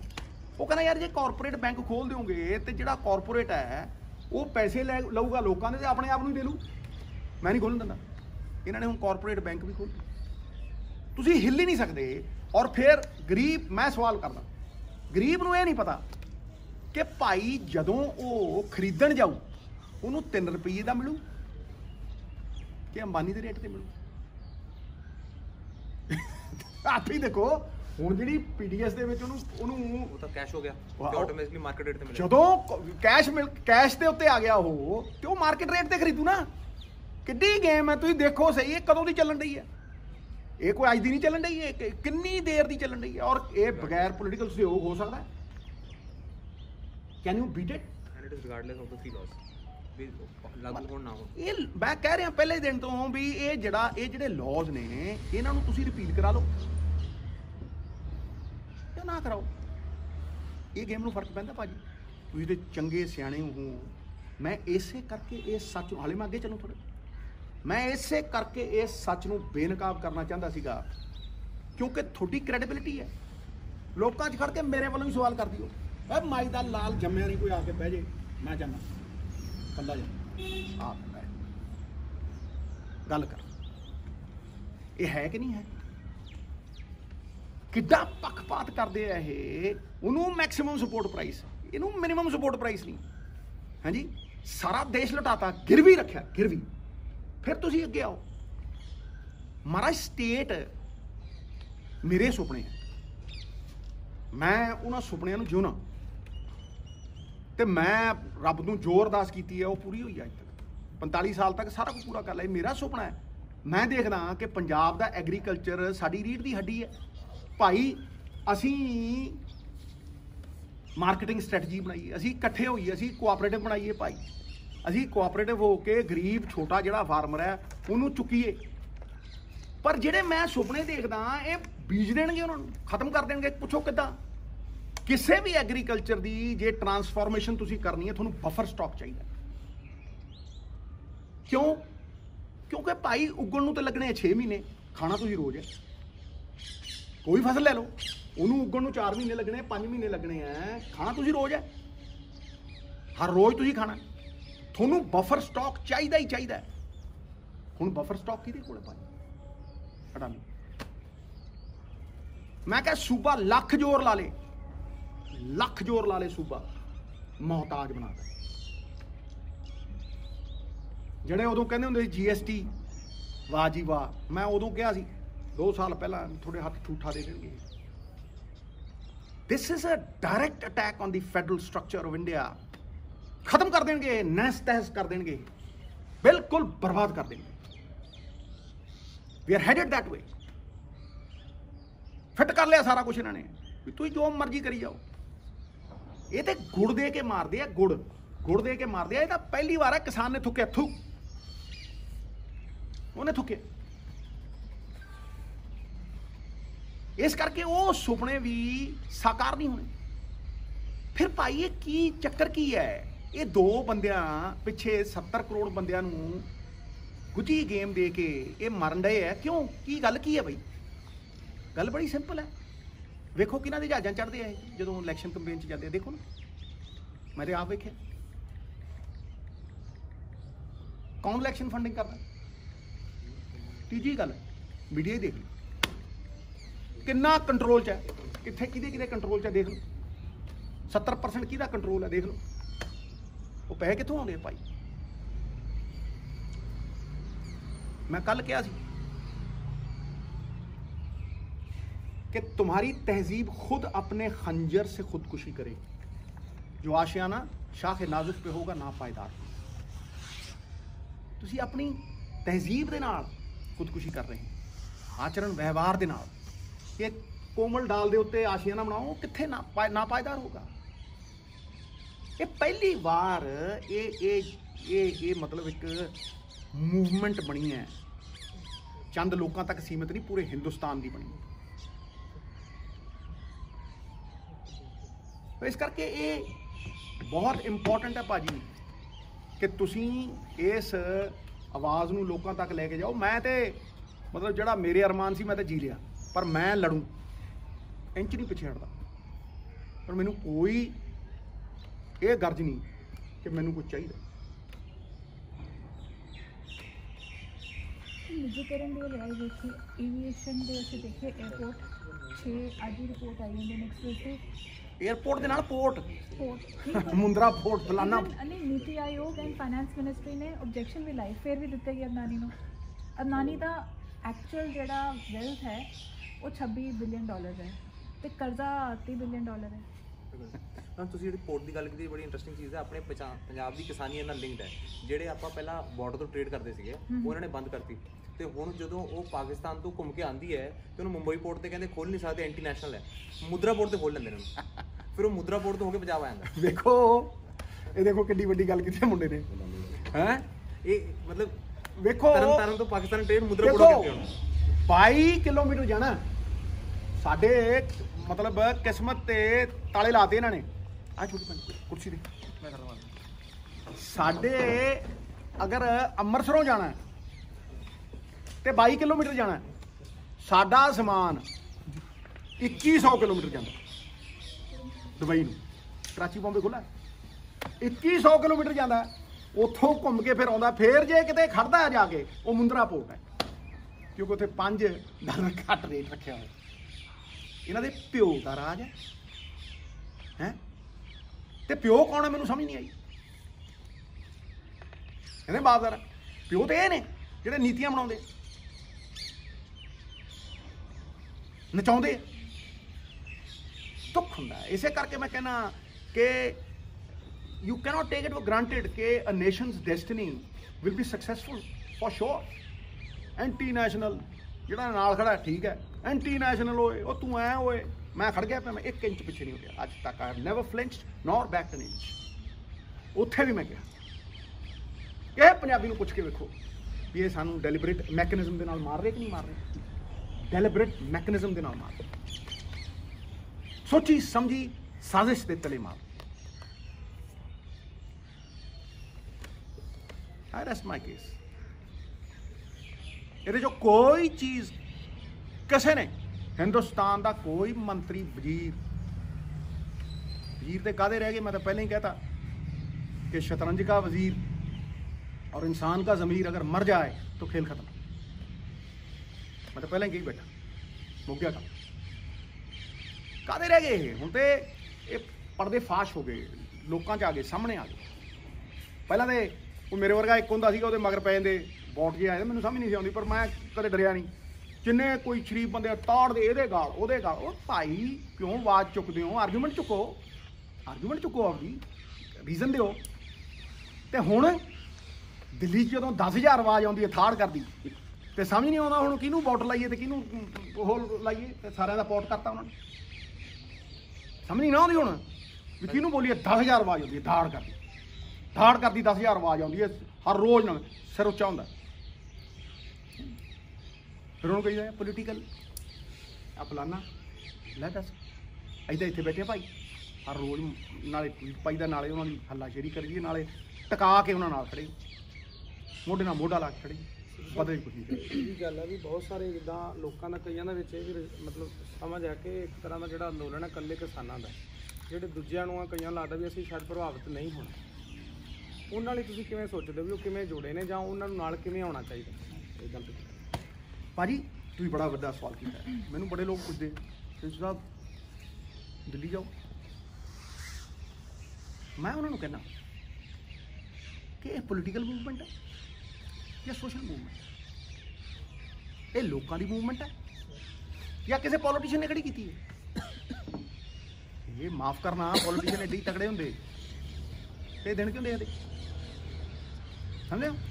ਇਸ ਕਰਕੇ ਜਦੋਂ ਮੈਨੂੰ ਕਹਿੰਦੇ ਆ, ਮੈਂ ਕਹਿੰਦਾ ਜੇ ਮੈਂ ਜਾ ਕੇ ਖੜ ਗਿਆ, ਮੈਂ 4 ਵਾਰ ਦਾ MP ਹਾਂ, ਮੇਰੀ ਵਾਈਫ ਜਿੱਤੀ ਹੈ, ਮੈਂ 5ਵੀਂ ਵਾਰ ਦਾ ਮੰਤਰੀ ਹਾਂ, ਅਸੀਂ ਰਲ ਮਿਲ ਕੇ 5-6 ਇਲੈਕਸ਼ਨ ਜਿੱਤ ਲਏ 15-16 ਸਾਲਾਂ 'ਚ। ਜਦੋਂ ਮੈਂ ਉੱਥੇ ਖੜੂੰਗਾ ਕਹਿਣਗੇ ਦੇਖੋ ਜੀ ਅਸੀਂ ਉਦੋਂ ਹੀ ਨਾਲ ਦੀ ਨਾਲ ਇਹਨਾਂ ਦੇ ਮੰਤਰੀ ਨੇ ਕਿਸੇ ਨੇ ਟਾਟਰਾ ਜਿਹਾ ਜਿਹੜਾ ਉਹਨੇ ਨਾਲ ਦੀ ਨਾਲ ਕਹਿ ਦੇਣਾ ਦੇਖੋ ਜੀ ਦੇਖੋ ਇਹ ਆਪੋਜੀਸ਼ਨ ਕਰਾ ਰਹੀ ਹੈ, ਫੱਟ ਦੇਣੇ ਦੇਖੋ ਜੀ ਦੇਖੋ ਇਹ ਤੇ ਆਪੋਜੀਸ਼ਨ ਕਰਾ ਰਹੀ ਹੈ। ਉਹ ਭਲੇ ਉਹ ਲੋਕੋ ਕੀ ਕਰ ਰਹੇ ਹੋ ਤੁਸੀਂ? ਮਤਲਬ ਇੰਨਾ ਤੁਹਾਡਾ ਜ਼ਮੀਰ ਮਰ ਗਿਆ ਹੋਏ ਹੈ ਵੀ ਤੁਸੀਂ ਭੋਲੇ ਭਾਲੇ ਕਿਸਾਨਾਂ ਦੀ ਰੋਜ਼ੀ ਰੋਟੀ ਉਹਦੇ ਪੇਟ ਤੇ ਲੱਤ ਮਾਰ ਕੇ ਇੱਕ ਬੰਦੇ ਨੂੰ ਦਿਓਗੇ, ਫੰਡਿੰਗ ਕਰਾਓਗੇ, ਹੈਂ ਮੀਡੀਆ ਚਲਾਓਗੇ, ਹੈਂ ਐਂ ਚੱਲਦਾ ਹੁੰਦਾ? ਪੰਜਾਬੀ ਨਹੀਂ ਚੁੱਕਦੇ। ਫਿਰ ਉਹ ਕਹੇ ਨਾ ਜੋ ਕਿ ਮੈਂ ਉੱਥੇ ਹੀ ਕਿਹਾ ਸੀ ਖੜ ਕੇ, ਜਦੋਂ ਮੈਨੂੰ ਪੁਲਿਸ ਵਾਲੇ ਨੇ ਰੋਕਿਆ ਉੱਥੇ, ਮੈਂ ਕਿਹਾ ਤੇਰੇ ਕੋਲ ਵਾਰੰਟ ਹੈ? ਕਹਿੰਦਾ ਜੀ ਉਹ DIG ਸਾਹਿਬ ਆ ਰਹੇ। ਮੈਂ ਕਿਹਾ ਫਿਰ ਜਦੋਂ ਨੂੰ ਜਦ ਤੱਕ ਉਹ ਆਉਂਦੇ ਨਹੀਂ ਮੈਂ ਇੱਥੇ ਖੜੂੰਗਾ? ਹਟ ਪਰੇ, ਮੈਂ ਚੁੱਕੀਆਂ ਗੱਡੀਆਂ ਉਹ ਮਰੀ ਘਾਟ ਜੋ ਬਣਾ ਕੇ ਛੱਡ ਕੇ ਗਏ। ਲੋਕਤੰਤਰ ਹੈ ਭਾਈ, ਸਾਨੂੰ ਕੋਈ ਆ ਕੇ ਗਾਲ ਵੀ ਕੱਢ ਦਿੰਦਾ, ਇੰਨੇ ਲੱਖਾਂ ਲੋਕ ਪਿਆਰ ਕਰਦੇ, ਕੋਈ ਗਾਲ ਵੀ ਕੱਢਦਾ, ਦਾੜੀ ਦਾ ਵਾਲ ਚਿੱਟਾ ਹੋ ਜਾਂਦਾ, ਫਿਰ ਕੀ ਹੋਇਆ? ਠੀਕ ਹੈ ਭਾਈ, ਇਹਦਾ ਹੱਕ ਹੈ। ਹੈਂ 5-6 ਇਲੈਕਸ਼ਨ ਜ਼ਿਆਦੇ ਸਾਰੇ ਰੋਮ ਨਹੀਂ ਹੈ। ਸਿੱਧੂ ਸਾਹਿਬ ਦਿੱਲੀ ਨਹੀਂ ਗਏ ਹੈ, ਹੋਰ ਕੋਈ ਲੱਭਦਾ ਨਹੀਂ ਨਾ ਸਿੱਧੂ ਦੇ ਖਿਲਾਫ। ਉਹ ਦਿੱਲੀ ਮਾਰਨੀ ਹੈ ਮੂਵਮੈਂਟ, ਸੋਸ਼ਲ ਮੂਵਮੈਂਟ ਨੂੰ ਪੋਲੀਟੀਕਲ ਕਰਨਾ ਹੈ, ਖਤਮ ਕਰਨੀ ਹੈ, ਉਹਨੂੰ ਬਿਲਿਟਲ ਕਰਨਾ ਹੈ, ਇੱਕ ਸਮੁੰਦਰ ਨੂੰ ਟੋਪੇ ਛੱਡਦੇ ਆ। But Sidhu sir, coming to the other point, state government, what do you think about the Punjab government's stance on this whole issue? Now there were allegations that there were senior police officers camping in Delhi from the past almost over a month, and they are gathering information, they're trying to strike deals, pressurizing the union leaders. What do you have to say about your own government in the state in Punjab? I think it's a very good question. The best person who can answer you is the Honorable Chief Minister. What do you have to say about it? Nothing. You are part of that government. You are an elected MLA. मैं की क्या? Do you think about it? Think. देखो पहला जवाब दे, तकड़ा दो। दोस्त मेरी जिंदगी शुरू तो देख, ਇੰਗਲੈਂਡ ਛੱਡ ਕੇ ਆਇਆ, ਕਈ ਲੋਕ ਉਹਨੂੰ ਡਿਸਟੋਰਟ ਕਰਨ ਦੀ ਵੀ ਕੋਸ਼ਿਸ਼ ਕਰਦੇ, ਥੋੜੇ ਉਮਰਾਂ ਵਾਲੇ ਵੀ। ਮੈਂ ਕਹਿੰਦਾ ਟਿਕਾ ਕੇ ਕਹਿੰਦਾ ਸਾਰਿਆਂ ਨੂੰ ਅੱਜ ਛਾਤੀ ਠੋਕ ਕੇ ਕਹਿੰਦਾ ਕਿ ਮੇਰੀ ਜ਼ਿੰਦਗੀ ਦੇ ਵਿੱਚ ਦੀ values that I stand for, there is no shortcut. ਜਿਹੜੀ ਚੀਜ਼ ਤੇ ਮੈਂ ਸਟੈਂਡ ਲਿੱਤਾ ਹੈ ਉਹਦੇ 'ਚ ਕੋਈ ਸ਼ਾਰਟਕਟ ਨਹੀਂ ਹੈ। ਜਿਹੜੀ ਚੀਜ਼ ਮੈਂ ਅਕੰਪਲਿਸ਼ ਕਰਨੀ ਹੈ ਉਹਦੇ ਤੇ ਕੋਈ ਕੰਪਰੋਮਾਈਜ਼ ਨਹੀਂ ਹੈ, ਕੋਈ ਸਮਝੌਤਾ ਨਹੀਂ ਹੈ। ਸਰਕਾਰਾਂ ਛੱਡੀਆਂ, ਮੰਤਰਾਲੇ ਛੱਡੇ, ਜੋ ਬਾਪ ਨੇ ਕਰਨਾ ਹੁੰਦਾ ਅਸੀਂ ਆਪਣੇ ਪਿਓ ਵਾਲਿਆਂ ਦੇਖੀ ਜਾਂਦੇ। ਮੈਂ ਤੈਨੂੰ ਜੋੜੀ ਦੀ ਕਹਾਣੀ ਸੁਣਾਉਂਦਾ, ਪੂਰਾ ਹੀ ਕਰ ਦੂੰ ਸਾਰਾ। ਇੱਥੇ ਅੰਮ੍ਰਿਤਸਰ ਵਚਨ ਦਿੱਤਾ, ਜੇਲੀ ਸਾਹਿਬ ਨੇ ਆਖਿਆ ਭਾਈ ਕੁਰੂਕਸ਼ੇਤਰੋਂ ਲੜ ਲੈ 3 ਲੱਖ ਤੇ ਜਿੱਤੇਗਾ। ਮੇਰੇ ਸਰਵੇ ਨੇ ਉਹ ਬੀਟੇ ਤੀਟੇ ਜੇ ਦਿਖਾਉਂਦੇ ਟਿਕ ਟਿਕ ਟਿਕ, ਉਹ ਆਪਣਾ ਹੀ ਸਰਵੇ ਨਹੀਂ ਕਰ ਸਕੇ, ਬਸ ਇੱਥੇ ਹੀ ਹਾਰ ਸਕਦੇ। ਇੱਥੋਂ ਲੜ ਲੈ ਭਾਈ, ਇੱਥੋਂ ਲੜ ਲੈ ਭਾਈ, ਤੇ ਇੱਥੋਂ ਲੜ ਲੈ ਹਿੰਦੁਸਤਾਨ ਦਾ। ਮੈਂ ਕਹਿੰਦਾ ਜੀ ਮੈਂ ਇੱਥੋਂ ਨਾ ਮੈਂ ਉੱਥੋਂ ਨਾ ਮੈਂ ਉੱਥੋਂ, ਜਾਂ ਅੰਮ੍ਰਿਤਸਰ ਜਾਂ ਨਹੀਂ ਲੜਦਾ। ਉਹ ਕਹਿੰਦੇ ਕਿਉਂ? ਮੈਂ ਕਿਹਾ ਮੇਰੇ ਪਿਓ ਨੇ ਇੱਕੋ ਗੱਲ ਕਹੀ ਸੀ ਵੀ ਬੇਟਾ ਜ਼ਿੰਦਗੀ 'ਚ ਸਭ ਜਾਂਦਾ ਜਾਵੇ, ਨਾਮ ਨਹੀਂ ਜਾਣਾ ਚਾਹੀਦਾ, ਇੱਜ਼ਤ ਨਹੀਂ ਜਾਣੀ ਚਾਹੀਦੀ, ਔਰ ਵਚਨ ਨਹੀਂ ਜਾਣਾ ਚਾਹੀਦਾ। ਮੈਂ ਕਿਹਾ ਮੈਂ ਤੁਹਾਡੀ ਰਿਸਪੈਕਟ ਕਰਦਾ, ਤੁਸੀਂ ਲੜੋ। ਹਿੰਦੁਸਤਾਨ ਦਾ ਵਜ਼ੀਰ, ਫਾਈਨੈਂਸ ਮਿਨਿਸਟਰ 2 ਲੱਖ ਤੇ ਹਰਿਆ। ਤੁਹਾਨੂੰ ਲੱਗਦਾ ਲੋਕਾਂ ਨੂੰ ਸਮਝ ਪਹਿਲੀ ਚੀਜ਼ ਉਹ ਸੀ, ਠੀਕ ਹੈ ਜੀ। ਉਦੋਂ ਬਾਅਦ ਬੁਲਾਇਆ ਨਹੀਂ ਉਹਨਾਂ ਨੇ। ਫਿਰ ਜਦੋਂ ਇਲੈਕਸ਼ਨ ਆਇਆ ਫਿਰ ਸਿੱਧੂ ਯਾਦ ਆ ਗਿਆ, ਮੈਂ ਫੇਰ ਗਿਆ, ਲਓ ਜੀ ਰਾਜ ਸਭਾ ਲੈ। ਮੈਂ ਵੀ ਮਿਲ ਲਿਆ। ਮੈਂ ਕਿਹਾ ਮੈਂ ਚੁਣਿਆ ਨੁਮਾਇੰਦਾ, ਮੈਨੂੰ ਉਸੇ ਦਾ ਨਸ਼ਾ ਹੈ। ਜਿੱਦਣ ਮੈਨੂੰ ਲੋਕ ਰਿਐਕਟ ਕਰਨਗੇ ਮੈਂ ਕੋਈ ਗੱਲ ਹੀ ਨਹੀਂ, ਉਹਨਾਂ ਦੇ ਗੁੱਡੀ ਹੱਥ ਲਾ ਦੇਣਗੇ ਇੰਨੀ ਵਾਰ ਜਿਤਾ ਦੇ, ਠੀਕ ਹੈ। ਨਹੀਂ ਨਹੀਂ ਨਹੀਂ ਪ੍ਰਾਈਮ ਮਿਨਿਸਟਰ ਸਾਹਿਬ ਨੇ ਕਿਹਾ ਫਲਾਣਾ। ਮੈਂ ਕਿਹਾ ਜੀ ਇਹ ਰਾਜ ਸਭਾ ਮੈਨੂੰ ਪੰਜਾਬ ਵੱਲ ਜਾਂਦੀ ਹੈ, ਮੇਰੇ ਲਈ ਪੁੰਨ ਸਥਲੀ ਹੈ। ਉਸ ਦਿਨ ਦੀ ਸਟੇਟਮੈਂਟ ਦੇਖ ਲਓ ਮੇਰੀ। ਮੈਂ ਕਿਹਾ ਮੇਰੇ ਲਈ ਪੁੰਨ ਸਥਲੀ ਹੈ, it will be a place of worship for me if I go that way. ਤੇ ਜੇ ਮੈਨੂੰ ਪੰਜਾਬ ਤੋਂ ਦੂਰ ਕਰਦੀ ਹੈ ਫਿਰ ਇਹ ਮੇਰੇ ਲਈ ਹੋਣੀ ਨਾ ਹੋਣੀ ਇੱਕ ਬਰਾਬਰ ਹੈ। ਪਹਿਲੇ ਦਿਨ ਦੀ ਸਟੇਟਮੈਂਟ ਦੇਖ ਲਓ, ਰਾਜ ਸਭਾ ਦੇ ਬਾਹਰ ਖੜ੍ਹ ਕੇ ਮੇਰਾ ਜੀ ਨਾ ਕਰਿਆ ਕਰੇ। ਮੈਂ ਚੁਣਿਆ ਨੁਮਾਇੰਦਾ, ਨੋਮੀਨੇਟਡ ਜਾਂ ਉਹ ਅੰਦਰ ਜਾਇਆ ਕਰਾਂ, ਮੇਰੀਆਂ ਲੱਤਾਂ ਜੀਆਂ ਜ਼ੋਰ ਹੀ ਨਾ ਚੁੱਕਿਆ ਕਰਨ। ਕੋਈ ਗੱਲ ਨਹੀਂ, ਜਿੱਦਾਂ ਸਿੱਧਾ ਕਰਦੇ। ਇੱਕ ਵੱਡੇ ਸਾਹਿਬ ਨੇ ਬੁਲਾਇਆ, ਮੈਂ ਨਾਂ ਨਹੀਂ ਲੈਣਾ ਕਿਉਂਕਿ ਉਹ ਦੇਖੋ ਜਿਹੜੀ ਚੀਜ਼ ਬੰਦ ਕਮਰਿਆਂ 'ਚ ਹੁੰਦੀ ਹੈ, ਮੈਂ ਕਦੇ ਕਿਸੇ ਦਾ ਵਿਸ਼ਵਾਸ ਨਹੀਂ ਤੋੜਿਆ, ਉਹਨਾਂ ਦਾ ਵੀ ਤੋੜਿਆ। ਅਗੇ ਤੁਮ ਇਨਕੀ ਕੰਪੇਨ ਕਰੋ, ਆ 2 ਰਾਹੂ ਕੇਤੂਆਂ ਦੀ ਕਰੋ ਕੰਪੇਨ। ਮੈਂ ਕਿਹਾ ਜੀ ਇਹ ਗ੍ਰਹਿਣ ਨੇ, ਮੈਂ ਨਹੀਂ ਨੇੜਦੀ ਨਹੀਂ ਜਾਂਦਾ। ਮੈਂ ਤਾਂ ਮੈਂ ਕਿਹਾ ਸਵਾਲ ਪੈਦਾ ਨਹੀਂ, ਮੈਂ ਨਾਂ ਨਹੀਂ ਲੈਣਾ, ਸਭ ਸਮਝਦੇ ਆ ਵੀ ਕਿਹਨੇ ਗ੍ਰਹਿਣ ਲਾਇਆ ਪੰਜਾਬ ਨੂੰ। ਹਾਂਜੀ ਮੈਂ ਨਹੀਂ ਜਾਂਦਾ ਜੀ, ਜ਼ੋਰ ਲਾ ਲਓ। ਮੈਂ ਕਿਹਾ ਮੈਂ ਰਾਜ ਸਭਾ ਤੁਹਾਨੂੰ ਦੇ ਦੇਣਾ। ਅੱਛਾ ਅੱਛਾ ਅੱਛਾ ਕੋਈ ਬਾਤ। ਹੁਣ ਕਿਹਾ ਦੇਖਿਆ ਇਹਦਾ ਕੀ ਪਤਾ ਲੱਗਦਾ ਕੀ ਕਰਦੇ। ਥੋੜੀ ਦੇਰ ਬਾਅਦ ਮੈਨੂੰ ਬੁਲਾਇਆ, ਕੰਪੇਨ ਕਰੋ। ਮੈਂ ਨਹੀਂ ਕਹਿੰਦਾ ਫਿਰ ਪੰਜਾਬ ਤੋਂ ਦੂਰ। ਹੁਣ ਇਹਨੂੰ ਤੁਸੀਂ ਇਹ ਕਹੋਗੇ ਵੀ ਸਿੱਧੂ ਦੀ ਬਣਦੀ ਨਹੀਂ, ਆਓ ਮੈਂ ਚੁੱਕ ਕੇ ਠਾਂ ਕਰਦਾ। ਮੈਨੂੰ ਪਤਾ ਸੀ ਜੇ ਮੈਂ ਜਾ ਕੇ ਕਹੂੰ ਵੀ ਜੀ ਮੈਂ ਇਹ ਮੇਰੇ ਲਈ ਠੀਕ ਨਹੀਂ ਹੈ, ਇਹਨਾਂ ਨੂੰ ਮੈਨੂੰ ਜਾਣਨੀ ਹੈ। ਉਹ ਗੁਜਰਾਤ 'ਚ ਨਾ ਦੁਕਾਨ ਚਲਾਉਂਦੇ ਨਾ ਜਦੋਂ ਬਾਪੂ ਬੈਠ ਕੇ, ਤੇ ਉਹ ਘਰੇ ਬਹਿ ਜਾਂਦਾ, ਮੁੰਡਾ ਸਵੇਰੇ ਤੋਂ ਲੱਗਿਆ ਫੋੜ ਦੁਕਾਨ ਦੀ, ਉਹ ਸ਼ਟਰ ਬੰਦ ਕਰ ਫਲਾਨਾ। ਜਦੋਂ ਅੱਕਿਆ ਮੁੰਡਾ ਭੱਜ ਜਾਂਦਾ ਨਾ, ਫੇਰ ਸਾਰੇ ਘਰ ਨੂੰ ਭੜਕ ਪੈਂਦਾ ਵੀ ਉਹ ਤਾਂ ਭੱਜ ਗਿਆ ਹਾਂਜੀ। ਤੇ ਫੇਰ ਸਾਰੇ ਸੁੱਤੇ ਉੱਤੇ ਕਿ ਜੀ ਐਸੇ ਕਰ ਦੋ ਐਸੇ ਕਰ ਦੋ। ਉਦੋਂ ਬਾਅਦ ਵੀ ਇੱਥੇ ਆ ਗਏ ਪਲਵਲੇ ਸੀ, ਅਸੀਂ ਕੋਈ ਕੰਪਰੋਮਾਈਜ਼ ਉੱਥੇ ਵੀ ਨਹੀਂ ਕੀਤਾ। ਲੇਕਿਨ ਜਿਹੜਾ ਹਾਈ ਕਮਾਂਡ ਨੇ ਜੋ ਕਿਹਾ ਉਹਦੀ ਇੱਜ਼ਤ ਕੀਤੀ, ਜਿਹਨੂੰ ਲੀਡਰ ਚੁਣਿਆ ਉਹਦੀ ਇੱਜ਼ਤ ਕੀਤੀ, ਉਹਨੂੰ ਕਿਹਾ ਠੀਕ ਹੈ ਕੋਈ ਰੌਲਾ ਨਹੀਂ। ਮੇਰੀ ਵਾਈਫ ਨੂੰ ਅੱਜ ਜਿਹੜੀ ਹੁਣ ਰਾਜਕੁਮਾਰ ਵੇਰਕਾ ਸਾਹਿਬ ਕੋਲ ਹੈ ਵੇਅਰ ਹਾਊਸਿੰਗ ਕਾਰਪੋਰੇਸ਼ਨ ਦੇਤੀ, ਮੇਰੇ ਮੁੰਡੇ ਨੂੰ ਡਿਪਟੀ ਐਡਵੋਕੇਟ ਪਤਾ ਨਹੀਂ ਕੀ ਅਸਿਸਟੈਂਟ ਐਡਵੋਕੇਟ ਜਨਰਲ ਦੇਤਾ, ਠੀਕ ਹੈ ਜੀ। ਮੈਂ 2 ਥਾਵਾਂ 'ਤੇ ਜਾਂਦਾ ਹੁੰਦਾ, ਇੱਕ ਪਨਾਹ ਜੀ ਕੋ, ਇੱਕ ਪ੍ਰਜਿੰਦਰ ਸਿੰਘ ਹਮਦਰਦ ਸਾਹਿਬ, ਬੜੀ ਇੱਜ਼ਤ। ਉਹ ਜਦੋਂ ਮੇਰਾ ਔਖਾ ਟਾਈਮ ਸੀ ਉਹ ਖੜਿਆ, ਮੈਂ ਇਸੇ ਕਰਕੇ ਉਹਨੇ ਜੁੱਤੀ ਨੂੰ ਹੱਥ ਲਾਉਣਾ। ਕਦੇ ਦੇਖ ਲਿਓ ਮੈਂ ਉਹਨੂੰ ਜੁੱਤੀ ਨੂੰ ਹੱਥ ਲਾਉਣਾ, ਉਹਦੇ ਕਾਰਨ ਨੇ ਕਿਉਂਕਿ ਅਹਿਸਾਨ ਫਰਾਮੋਸ਼ ਬੰਦੇ ਦਾ ਬੋਝ ਟੁੱਟਦੀ ਨਹੀਂ। ਉਹ ਮੈਨੂੰ ਕਹਿੰਦਾ ਮਨਜੋਤ ਹੁਣ ਤੂੰ ਕਿਹੜੇ ਮੂੰਹ ਨਾਲ ਕਹੇਂਗਾ ਓਏ ਬਈ ਇਹ ਪਰਿਵਾਰਵਾਦ ਹੈ।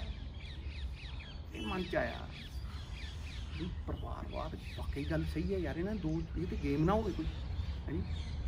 ਮੈਂ ਵਾਪਸ ਗਿਆ ਤੇ ਮੇਰਾ ਮੁੰਡਾ ਬਾਹਰ ਖੜਾ, ਮੈਨੂੰ ਕਹਿੰਦਾ ਪਾਪਾ they are ਅਕਿਊਜ਼ਿੰਗ you of nepotism. ਮੈਂ ਕਿਹਾ ਯਾਰ ਮੈਨੂੰ ਇਹਦਾ ਮਤਲਬ ਨਹੀਂ ਪਤਾ, ਸਮਝਾ ਤਾਂ ਸਹੀ ਹੈ। कहना यू नो इट। मैं मजाक करने की कोशिश की। कहना पापा I am going to Delhi, I am not staying. मैं तेरी माँ, कहना मैं अपनी माँ को कहता भी मेरे मरे का मूँह देखें जे तू ये कारपोरेशन ज्वाइन की।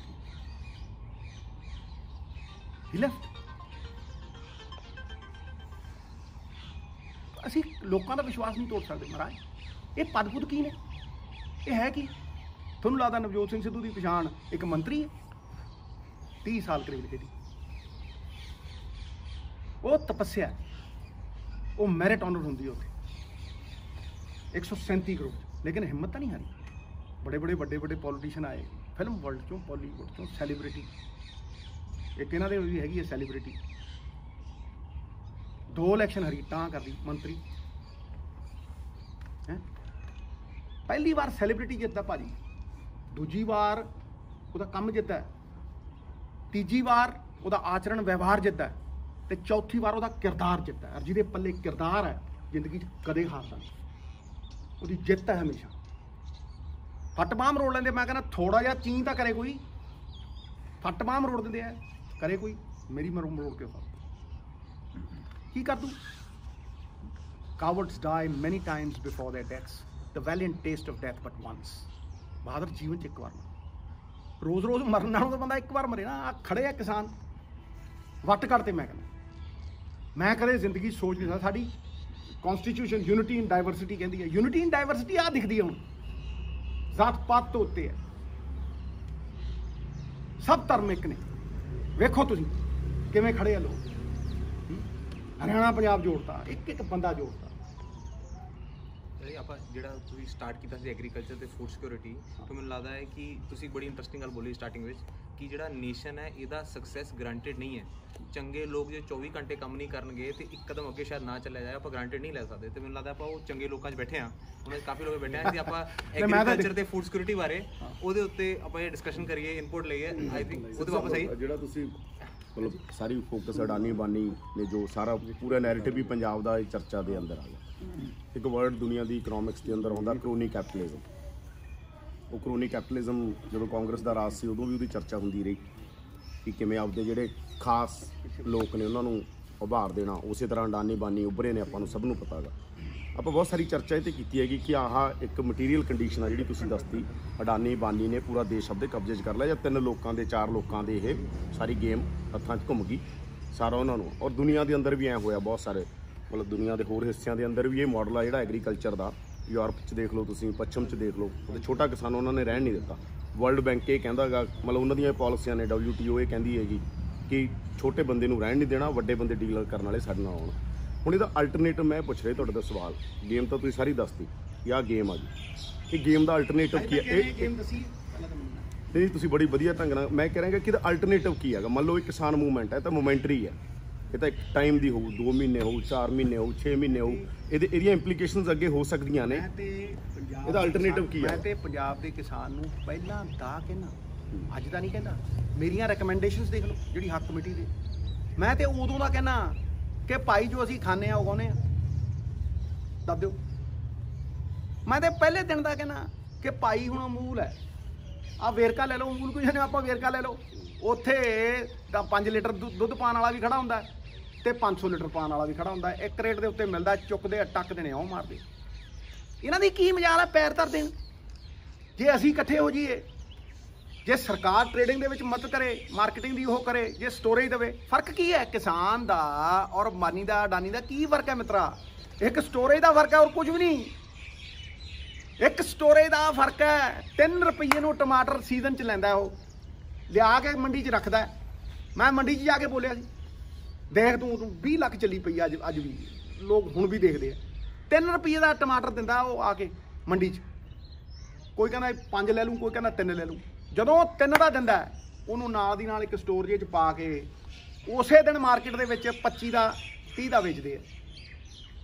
ਤੇ ਉਦੋਂ ਬਾਅਦ ਮਹੀਨੇ ਬਾਅਦ ਉਹ 60 ਦਾ ਵਿਕਦਾ, ਕਿਤੇ 70 ਦਾ ਵਿਕਦਾ। ਤੇ ਜੇ ਕਿਸਾਨ ਨੇ ਜਿਹਨੇ 3 ਰੁਪਏ ਦਾ ਦਿੱਤਾ, ਉਹਨੇ ਜਾ ਕੇ ਮਾਰਕੀਟ ਦੇ ਵਿੱਚ ਜਾ ਕੇ ਟਮਾਟਰ ਖਰੀਦਣਾ, ਉਹ ਵੀ 60 ਦਾ ਖਰੀਦਦਾ। ਲਣ ਇਹ ਤੁਸੀਂ ਜਿਵੇਂ ਤੁਸੀਂ ਗੇਮ ਸਮਝਾਈ ਇਹ ਤਾਂ ਇਹਨਾਂ ਨੇ ਨਹੀਂ ਹੋਣ ਦੇਣਾ। ਮੈਂ ਮੈਂ ਕਹਿ ਰਿਹਾ ਉਹਦਾ ਅਲਟਰਨੇਟਿਵ ਪੋਲੀਟੀਕਲ ਆ, ਤੁਹਾਨੂੰ ਲੱਗਦਾ ਕਿ ਅਸੀਂ ਕੋਈ ਅਸੀਂ ਗੁਰੂਆਂ ਨੂੰ ਮੰਨਦੇ ਆ ਨਾ ਛੋਟੇ ਭਾਈ, ਸਭ ਤੋਂ ਵੱਧ ਪੰਜਾਬ ਨਾ ਹਿੰਦੂ ਨਾ ਮੁਸਲਮਾਨ, ਪੰਜਾਬ ਜੀਵੇ ਗੁਰਾਂ ਦੇ ਨਾਮ। ਗੁਰੂ ਸਾਹਿਬ ਦਾ ਕੀ ਸੰਦੇਸ਼ ਹੈ? ਆਪਣ ਹੱਥੀ ਆਪਣਾ ਆਪੇ ਹੀ ਕਾਜ ਸੰਵਾਰੀ। ਕਦ ਤੱਕ ਨਿਰਭਰ ਰਵਾਂਗੇ? ਪੰਜਾਬੀ ਮੰਗਦਾ ਕਿਤੇ? ਦੇਖਿਆ ਕਿਤੇ ਕਿਸੇ ਪੰਜਾਬੀ ਨੂੰ ਮੰਗਦੇ? ਹੱਥ ਐ ਰਿਹਾ ਪੰਜਾਬ, ਕਿਤੇ ਦੇਖ ਲੈ, ਫਰੰਟ ਤੇ ਦੇਖ ਲੈ, ਫੌਜ 'ਚ ਦੇਖ ਲੈ, ਕਿਤੇ ਦੇਖ ਲੈ ਹੱਥ ਐ ਪੰਜਾਬੀ ਦਾ, ਐ ਨਹੀਂ ਕੀਤਾ ਉਹਨੇ ਕਦੇ। ਤੇ ਜਿੱਥੇ ਅੜ ਗਿਆ ਫਿਰ ਸੂਰਮਾ ਉੱਥੇ ਅੜ ਗਿਆ। ਸਿੱਧੂ ਸਾਹਿਬ ਕਦੀ ਤੁਹਾਡੇ ਤੇ ਬਖਸ਼ਿਸ਼ ਕੀਤੀ, ਰੱਬ ਨੇ ਮਿਹਰ ਕੀਤੀ, ਤੁਸੀਂ ਕੰਟਰੋਲ ਕਰ ਸਕਦੇ ਹੋ ਪੰਜਾਬ ਨੂੰ, ਖੇਤੀਬਾੜੀ ਨੂੰ? ਮੇਰੀ ਗੱਲ ਨੂੰ ਸੁਣੋ ਭਾਜੀ, ਮੇਰੀ ਗੱਲ ਛੱਡੋ। State ਕਰ ਸਕਦਾ? ਕੋਈ ਬੰਦਾ ਥੋੜੀ ਜੀ ਨੀਅਤ ਨਾਲ ਅੱਗੇ ਆਵੇ, ਥੋੜੀ ਜੀ ਨੀਅਤ ਨਾਲ ਅੱਗੇ 2-3 ਸਾਲਾਂ 'ਚ ਐ ਪੱਧਰ ਠੱਕ ਲੀਵ ਔਨ ਖੂ। ਕੀ ਨਾਂ ਸੀ ਉਹਦਾ ਯਾਰ ਜਿਹੜਾ ਉੱਥੇ ਦਾ ਸਿੰਗਾਪੁਰ ਦਾ ਪ੍ਰਾਈਮ ਮਿਨਿਸਟਰ ਹੈ, ਮੈਂ ਜਿਹਦਾ ਨਾਮ ਘੱਟ ਬਣਾਉਂਦਾ, ਤੁਸੀਂ ਦੇਖ ਲਿਓ। ਮਹਾਰਾਜ ਮੱਛੀ ਮਾਰਕੀਟ ਸੀ ਇੰਡੋਨੇਸ਼ੀਆ ਤੋਂ ਸਿੰਗਾਪੁਰ ਜਦੋਂ ਅੱਡ ਹੋਇਆ, ਇੱਕ ਮੱਛੀ ਮਾਰਕੀਟ ਸੀ ਛੋਟੀ ਜਿਹੀ, ਮੱਛੀਆਂ ਵੇਚਦੀਆਂ ਹੁੰਦੀਆਂ ਸੀ। ਉਹ ਆਇਆ ਪ੍ਰਾਈਮ ਮਿਨਿਸਟਰ ਬਣਿਆ ਤੇ ਉਹਨੇ ਉਸ ਮੱਛੀ ਮਾਰਕੀਟ ਨੂੰ ਵਰਲਡ ਦੀ ਨੰਬਰ 2 ਇਕਨੋਮੀ ਟ੍ਰਾਂਸਫਰ ਕਰਤਾ। ਉਹਨੂੰ ਚੌਥੇ ਮਹੀਨੇ ਕਿਸੇ ਨੇ ਪੁੱਛਿਆ, ਉਹ ਕਹਿੰਦਾ ਕਰਪਸ਼ਨ ਕਿਵੇਂ ਦੂਰ ਕਰੇਗਾ? ਕਹਿੰਦਾ ਕਰਪਸ਼ਨ ਦੂਰ ਕਰਨੀ ਹੈ। ਕਹਿੰਦਾ ਕਰਪਸ਼ਨ ਦੂਰ ਤਾਂ ਹੋਣੀ ਹੈ ਜੇ ਉੱਤੇ ਬੰਦੇ ਬੈਠੇ ਨੂੰ ਅਸੀਂ ਸਜ਼ਾ ਦੇਵਾਂਗੇ। ਕਰਪਸ਼ਨ ਕਹਿੰਦਾ ਥੱਲੋਂ ਕਦੇ ਨਹੀਂ ਆਉਂਦੀ। Fish start to stink at the head. ਉੱਪਰਲਾ ਬੰਦਾ ਟੰਗ ਦਿਓ। ਉਹਨੇ ਕਿਹਾ ਨਹੀਂ। ਉਦੋਂ 1 ਮਹੀਨੇ ਬਾਅਦ ਉਹਦਾ ਇੱਕ ਮੰਤਰੀ ਕਿਸੇ ਇੰਡਸਟਰੀਅਲਿਸਟ ਨਾਲ 4 ਦਿਨ ਦੀ ਛੁੱਟੀ ਮਨਾਉਣ ਚਲਿਆ ਗਿਆ ਭਾਜੀ। ਕਿੱਥੇ ਛੁੱਟੀ ਮਨਾਉਣ ਗਿਆ?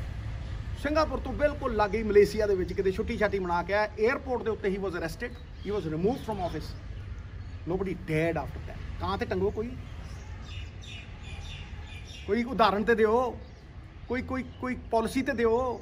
ਬਗੈਰ ਪਾਲਿਸੀ ਬਣ ਜੂ। ਮੈਂ ਦੇਖਦਾ ਇੱਥੇ 500 ਵਾਇਦਾ, 800 ਵਾਇਦਾ, ਲੱਭਦਾ ਹੀ ਨਹੀਂ ਕੋਈ। ਨੂੰ ਅਗਲਾ ਪੜ੍ਹਦਾ ਰਵੇ ਨਾ, ਉਹ ਪੜ੍ਹਦਾ ਹੀ ਪੜ੍ਹਦਾ ਬੌਂਦਲ ਜੇ।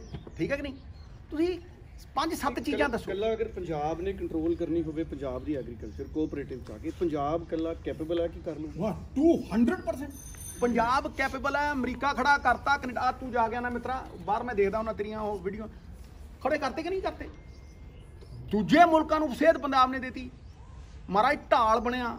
2% ਲੋਕਾਂ ਨੇ 70% ਲੋਕਾਂ ਦਾ ਢਿੱਡ ਭਰਿਆ। ਪੰਜਾਬ ਕਰ ਸਕਦਾ? ਪੰਜਾਬ ਤੇ ਅੱਜ ਵੀ ਟਾਰਚ ਬੇਅਰਰ ਹੈ ਸਰ। ਇਹ ਜਿਹੜਾ ਗੁੜ ਥੁੱਕਿਆ ਨਾ, ਗੁੜ ਦੇ ਕੇ ਜਦੋਂ ਮਾਰਦੇ, ਪੰਜਾਬ ਨਹੀਂ ਥੁੱਕਿਆ। ਔਰ ਪੰਜਾਬ ਦੇ ਹੀ ਆਲੇ ਦੁਆਲੇ ਰੈਲੀ ਕਰ ਰਹੇ ਆ। ਇਹ ਕੋਈ ਛੋਟੀ ਮੋਟੀ ਕੌਮ ਹੈ ਸਰ? ਦੇਖੋ ਤਾਂ ਸਹੀ ਇਤਿਹਾਸ ਸਾਡਾ। ਗਵਰਨਮੈਂਟ ਚ ਦੀ ਵਿਲ ਪੰਜਾਬ ਦੀ ਕਦੀ ਹੋਈ? ਦੇਖੋ ਇਹ ਚੀਜ਼ ਮਿਸਟਰ ਸਾਹਿਬ ਜਵਾਬ ਦੇ ਸਾਡੇ ਸਰਕਾਰਯੋਗ ਐਲਡਰ ਨੇ ਉਹ ਜਵਾਬ ਦੇ ਦਿੱਤੇ ਤੁਹਾਡਾ। ਮੈਂ ਕਹਿੰਦਾ ਜੇ ਮੇਰੇ 'ਚ ਬਿਲੀਫ ਨਹੀਂ, ਉਹ ਮੈਂ ਰਾਜਨੀਤੀ ਛੱਡ ਕੇ ਹੋ ਜਾਊਂ। ਮੈਨੂੰ ਕੀ ਲੋੜ ਪਿਆ?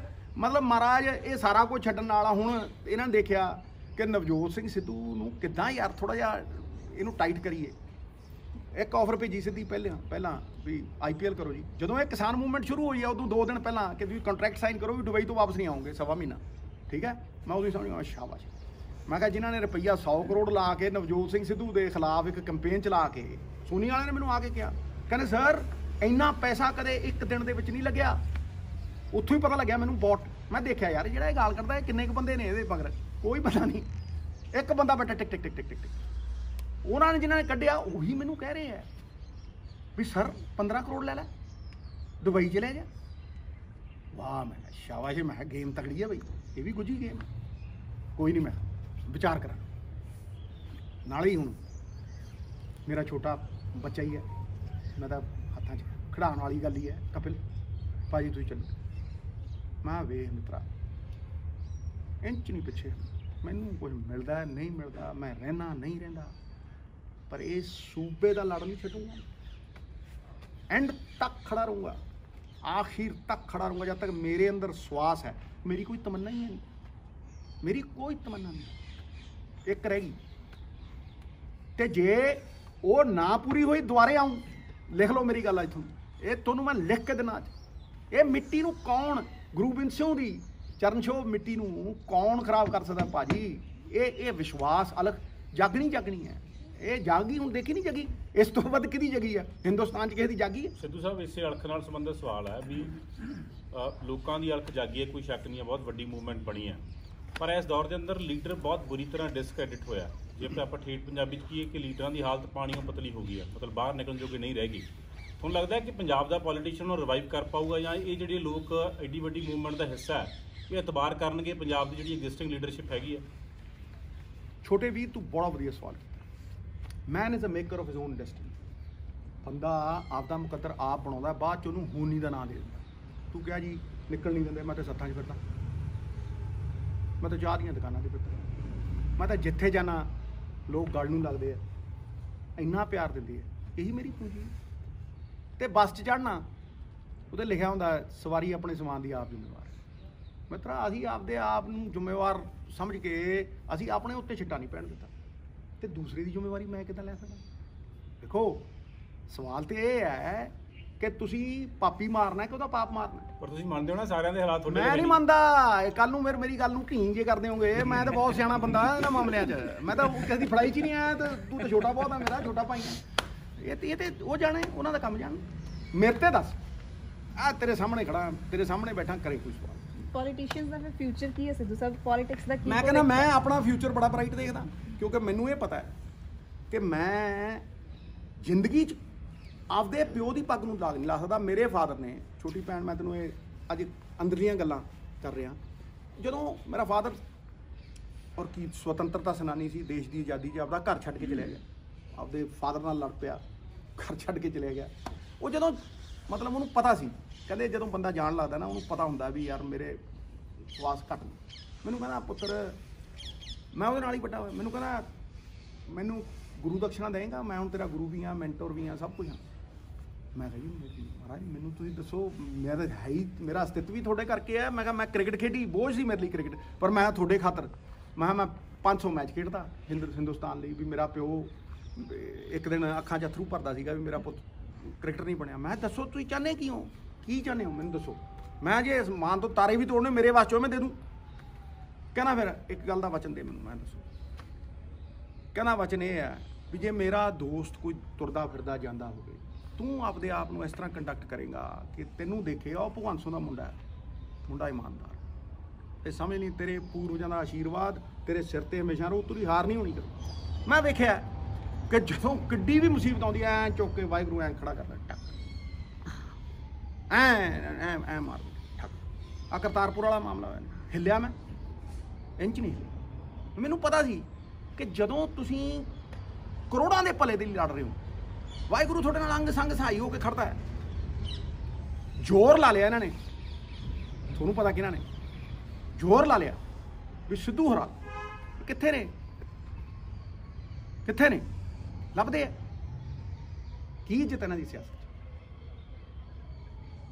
ਅ good name is worth all the riches in life. ਚੰਗਾ ਨਾਮ ਦੁਨੀਆ ਦੇ ਵਿੱਚ ਸਭ ਤੋਂ ਵੱਡੀ ਸੰਪਦਾ ਹੈ। ਮੈਂ ਕਹਿੰਦਾ ਕਿਸੇ ਸਿਆਸਤਦਾਨ ਦੇ ਕੋਲ ਕੁਛ ਨਾ ਹੋਵੇ। ਗਾਂਧੀ ਜੀ ਕੋਲ ਕੀ ਸੀ ਭਾਈ, ਭਗਤ ਸਿੰਘ ਕੋਲ ਕੀ ਸੀ? ਉਹ ਮਕਾਨ ਜਾਣਾ, ਮੈਂ ਮੱਥਾ ਟੇਕਦਾ ਉੱਥੇ, ਉਹ ਮਿੱਟੀ ਨੂੰ ਚੁੰਮਦਾ, ਉਹ ਭਾਈ ਕੀ ਉਸ ਮਕਾਨ 'ਚ ਛੋਟਾ ਜਿਹਾ ਮਕਾਨ ਹੈ ਜੀ। ਬੈਰਿਸਟਰ ਗਾਂਧੀ, ਮੈਂ ਕਹਿੰਦਾ ਧੋਤੀ ਜੀ 'ਚ ਆ ਕੇ ਦੇਖੋ ਤੁਸੀਂ, ਸੇਂਟ ਪੀਟਰਸਬਰਗ ਦੇ ਵਿੱਚ ਉਹ ਲੱਗੇ ਹੋਏ ਨੇ। ਸ਼ਹੀਦ ਊਧਮ ਸਿੰਘ ਕੀ ਸੀ, ਕਰਮ ਛੱਡ ਗਏ। ਸੋ ਇਹ ਜਿਹੜੀਆਂ ਤੁਹਾਡੀਆਂ ਗੱਲਾਂ ਨੇ, ਹਰ ਲੀਡਰ ਨੂੰ ਇਹ ਸਮਝਣਾ ਚਾਹੀਦਾ ਹੈ ਕਿ ਸ਼ਾਸਕ ਭਾਵ ਛੱਡੇ। ਮੈਂ ਇਹ ਲਾਸਟ ਟਾਈਮ ਬੋਲਦਾ, ਫਿਰ ਆਪਾਂ ਬਹੁਤ ਲੰਮਾ ਹੋ ਜੂ, ਨਹੀਂ ਤਾਂ ਵੀ ਸ਼ਾਸਕ ਭਾਵ ਛੱਡੇ। ਸ਼ਾਸਕ ਭਾਵ ਛੱਡ ਕੇ ਉਹ ਪਰਿਵਾਰ ਦਾ ਭਾਵ ਜਗਾਵੇ। ਕੋਈ ਜਦੋਂ ਆਪਦੇ ਮੁੰਡੇ ਨੂੰ ਸਕੂਲੇ ਪਾਉਂਦਾ, ਕਿਸੇ ਨੂੰ ਪੁੱਛਦਾ ਕਿੱਥੇ ਪਾਉਣਾ, ਤੇ ਫਿਰ ਜਦੋਂ ਪੰਜਾਬ ਦੀ ਪੜ੍ਹਾਈ ਦੀ ਗੱਲ ਆਉਂਦੀ ਹੈ, ਇਹ ਕਿਉਂ ਪੁੱਛਿਆ ਜਾਂਦਾ ਵੀ ਕਿਹੜੀ ਪਾਲਿਸੀ ਬਣਾਈਏ, ਕੀ ਕਰੀਏ ਜੀ? ਕੀ ਭੈਣ ਦਾ ਭਾਵ ਜਗਾਵੇ, ਭਾਈ ਦਾ ਭਾਵ ਜਗਾਵੇ, ਕਿਰਦਾਰ ਤਗੜਾ ਰੱਖੇ। ਮਜਾਲ ਕੀ ਹੈ, ਕੋਈ ਝਾਕ ਜਵੇ। ਬਾਕੀ ਇੱਕਾ ਦੁੱਕਾ ਤੇ ਹੁੰਦੀ ਹੀ ਹੈ दुनिया में। सबसे बड़ा रोग मेरे बारे में क्या कहेंगे लोग, पर असली प्रमाण मिलता है जो लोग वोटां पाਉਂਦੇ। तो ਜਿਹੜਾ ਉੱਥੇ ਹਜੂਮ ਵੇਖਦੇ ਆ, ਉਹਦੇ ਵਿੱਚ ਉਹ ਕਿਰਦਾਰ ਉੱਠ ਕੇ ਆ ਰਿਹਾ, ਖਾਸ ਕਰਕੇ ਨੌਜਵਾਨਾਂ ਦਾ। ਮੈਂ ਕਹਿੰਦਾ ਇਹ ਸਭ ਤੋਂ ਵੱਡੀ ਰਿਡੈਂਪਸ਼ਨ ਹੈ। ਇਹ ਪੰਜਾਬ ਦੇ ਲਈ ਕਿੱਡੀ ਵੱਡੀ ਪ੍ਰਾਈਡ ਹੈ ਕਿ ਪੰਜਾਬ ਫੇਰ ਟੌਰਚਵੇਰ ਹੈ। ਮੈਂ ਕਿਹਾ ਪੰਜਾਬ ਪਿੱਛੇ ਕਿੱਥੇ ਸੀ, ਦੱਸੋ ਮੈਨੂੰ, ਨੰਬਰ 2 ਕਿੱਥੇ ਸੀ? ਇਹ ਹਮੇਸ਼ਾ ਹੀ ਇੱਦਾਂ ਸੀ। ਔਰ ਇਹ ਜਿਹੜੀ ਮੂਵਮੈਂਟ ਹੈ, ਦੇਖੋ ਜੀ, ਇਹ ਮੂਵਮੈਂਟ ਨੇ ਪੰਜਾਬ ਦੀ ਸਪਿਰਿਟ अव्वल अल्लाह नूर पाया कुदरत दे सब बंदे, एक नूर ते सब जग उपजिया कौन भले को मंदे। मैनू दिल्लियों एक फोन आया, मैं तुहानूं जवाब दे दिंदा।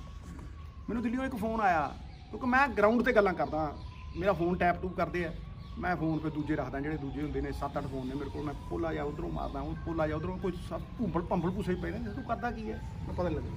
ਮੈਂ ਉਹਨੂੰ ਫੋਨ ਕੀਤਾ ਆਪਣੇ ਯਾਰ ਦੋਸਤ ਨੂੰ ਦਿੱਲੀ ਦੇ ਵਿੱਚ, ਉਹ ਮੈਨੂੰ ਕਹਿੰਦਾ ਸਿੱਧੂ ਸਾਹਿਬ ਜਦੋਂ ਇੱਥੇ ਹਜੂਮ ਆਇਆ ਪੂਰਾ ਤੇ ਅਸੀਂ ਆਪਣੀਆਂ ਕੁੜੀਆਂ ਵੀ ਸਕੂਲੇ ਭੇਜਣੀਆਂ ਸੀ, ਆਪਣੀ ਸਾਰਾ ਕੁਝ ਅਸੀਂ ਕਰਨਾ ਸੀ, ਤੇ ਅਸੀਂ ਕਟਸੀ ਸੇਕ ਪਾਣੀ ਦੀਆਂ 2 ਬੋਤਲਾਂ ਲੈ ਗਏ, ਅਸੀਂ ਉਹਨਾਂ ਨੂੰ ਕਹੋ ਜਾਓ ਪ੍ਰਸ਼ਾਦਾ ਚ, ਕਹਿੰਦਾ ਪ੍ਰਸ਼ਾਦਾ ਪ੍ਰਸ਼ੂਦਾ ਤੁਹਾਡੀ ਜ਼ਿੰਮੇਵਾਰੀ ਨਹੀਂ, ਹੁਣ ਸਾਡੀ ਜ਼ਿੰਮੇਵਾਰੀ ਹੈ ਮਿੱਤਰਾ, ਪ੍ਰਸ਼ਾਦਾ ਤੁਸੀਂ ਇੱਥੇ ਆ ਕੇ ਖਾਇਆ ਕਰੋ।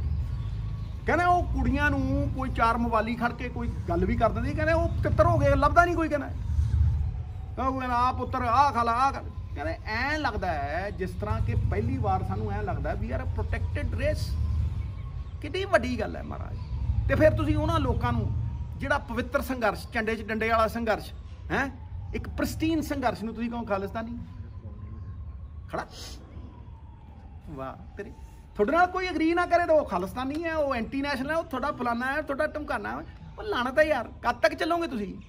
ਕਦੇ ਬੇਰੁਜ਼ਗਾਰੀ ਦੀ ਗੱਲ, ਰੋਜ਼ਗਾਰ ਇੰਨਾ ਦੇਣਾ ਉਹਦੀ ਗੱਲ ਕਰੋ ਯਾਰ, ਕਦੇ ਉਹਦੇ ਵਾਅਦਿਆਂ ਦੀ ਗੱਲ ਕਰੋ ਯਾਰ, ਕਦੇ ਬਲੈਕ ਮਨੀ ਦੀ ਗੱਲ ਕਰੋ ਯਾਰ, ਕਿਸੇ ਚੀਜ਼ ਦੀ ਗੱਲ ਤਾਂ ਕਰ, ਕੋਈ ਤੇ ਡਿਵੈਲਪਮੈਂਟ ਦੀ ਗੱਲ ਕਰ, ਇਕਨੋਮਿਕ ਪਾਲਿਸੀ ਦੀ ਗੱਲ ਕਰ, ਕੋਈ ਤੇ ਗੱਲ ਕਰਨਾ।